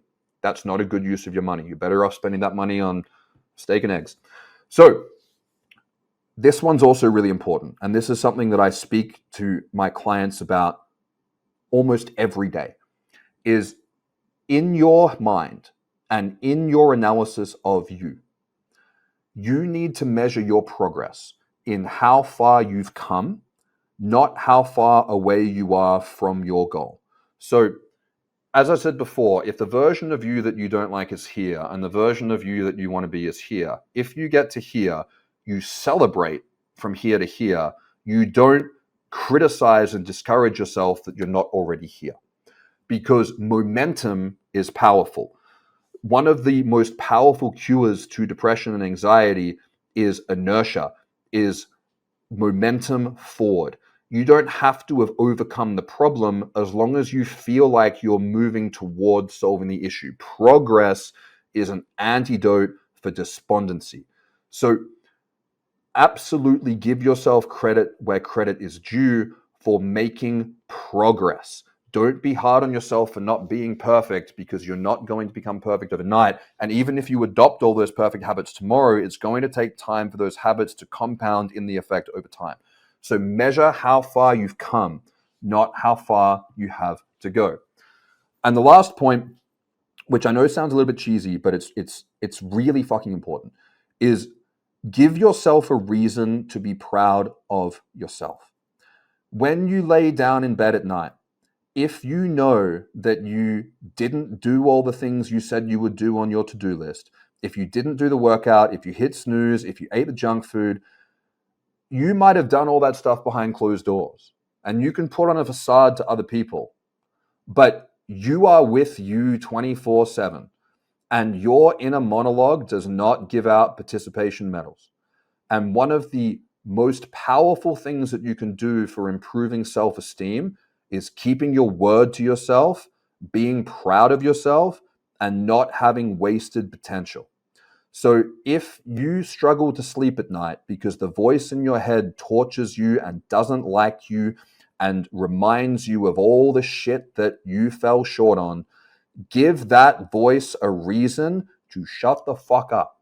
And if you wake up in the morning and you keep your word to yourself and you do the right thing, and it's so important that you keep your word to yourself, because if you don't trust you, then you're fucked, because you can't trust a lot of other people. You need to be able to trust yourself. And if you don't trust yourself, you are just going to be riddled with self-doubt, because if you can't even rely on you, the world is scary. But if you don't respect you, then other people won't respect you. And that's going to suck. So be proud of yourself by applying effort incrementally over time to reach the goals that you've set. And this, in conjunction with testosterone replacement therapy, everything I've said here today, understanding the foundations and understanding these concepts is a very powerful way to be inspired to build the life and build the version of you that you're ultimately wanting to be, but understanding that getting the serum level of testosterone that looks good on paper is not going to do everything for you. So this is one of the last key points I want to bring up, is that many guys are too complacent and many guys are also too impatient. So it takes time and work to undo years of psychological and physiological damages from maladaptive processes that occurred from hypogonadism. So if you are starting TRT and you are not the perfect version of you, it would be unreasonable for you to expect that to be the case. Being 1% better every day through your habits is a realistic and powerful motivator, because you get small wins every time. It's like if you track all your workouts in the gym and you either add one extra rep or an extra micro plate to the bar, every single time you go to the gym, you walk out and you go, I hit a personal best on all my lifts. It doesn't matter if the guy over there's got bigger muscles than you or he's benching more than you, because you beat you from the last workout. And that feels completely different when you walk out of that gym versus if you just fuck around for an hour. So you have to apply that progressive overload principle into everything. And this is where it's important to work on how much, again, you don't want to take your bench press from 1 plate to 2 plates, but adding a microplate on or adding an extra rep on so that you can strategically over time create a program that allows you to hit that goal is what allows you to build strength. It's creating small amounts that if you do a strength progression properly with microplates and adding the right rep ranges, it doesn't really feel that much harder every week, because the degree of increase in volume is quite small, but over time it adds up because the body adapts to the increased stimulus. It's the same with the habits. If you're currently getting up at 10 a.m. every day and you want to get up at 6 a.m., get up at 9:50 and then get up at 9:40 and then get up at 9:30 and so on and so on and so on. Or if you're wanting to improve your nutrition, start with a healthy breakfast and then cut out the candy bar. If you're wanting to improve your mental health, start by doing 10 minutes of meditation a day. And then from there, maybe start looking at martial arts or start looking at listening to audiobooks and podcasts. And if you're wanting to improve your cardio and you've never done cardio training before, go to the gym, get on the elliptical for 5 minutes and leave. And then the next time, do 6 minutes, and then 7 minutes, then 8 minutes, then 9 minutes. This is a way that you can progress and build who you are without feeling discouraged, because you're celebrating incremental wins as you go, rather than being discouraged that everything is too difficult. So this is just what I was saying here. Again, haven't looked at this for a few years, but progressively overload outside the gym is what I'm saying. So adopt these small compounding habits and processes through diet and lifestyle incrementally over time to achieve the metamorphosis that you're trying to achieve. So there's two benefits to this. One is what I said before, that it's easier to do smaller things over time. But you're also giving the testosterone therapy time to work as well, because as I said before, we're looking at chronic exposure to androgens over time. So if it takes you 6 to 12 months to perfect your daily habits from incremental improvements, it's going to take 6 to 12 to 24 months to get the majority of the benefits of the TRT anyway. So you can work alongside the medication in this timeline and give both things time to compound and multiply each other.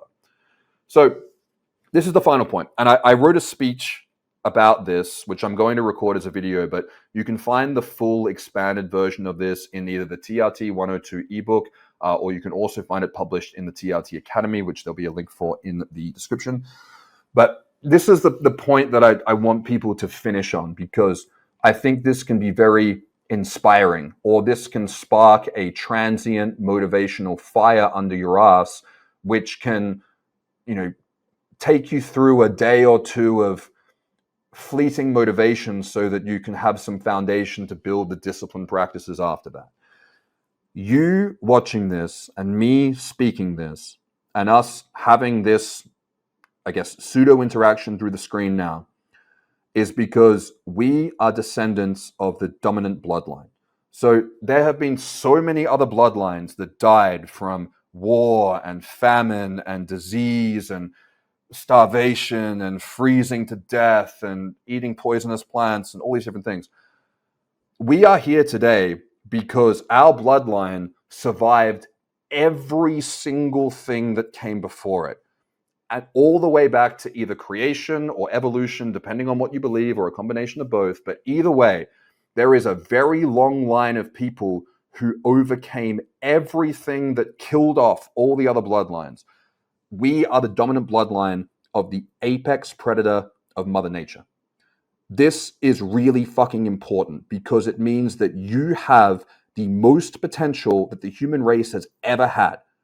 So you are the descendants of those who overcame every adversity since the dawn of human time, and therefore you right now are the peak of human evolution. And if you are not that, you have the potential to be in your blood, in your genetics.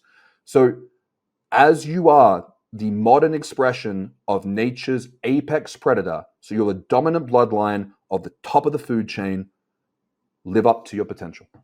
Make your ancestors proud. So that's all I have for you today. Hope you enjoyed that lecture, and I will see you all on the next one. Daily injections are ideal because this gives you ultra stable testosterone levels. If you can really frequently administer something with a very long half-life, you can keep your levels super, super stable. And I think that this is the most beneficial way to do TRT. However, how should TRT be administered? So TRT should be administered as frequently as possible.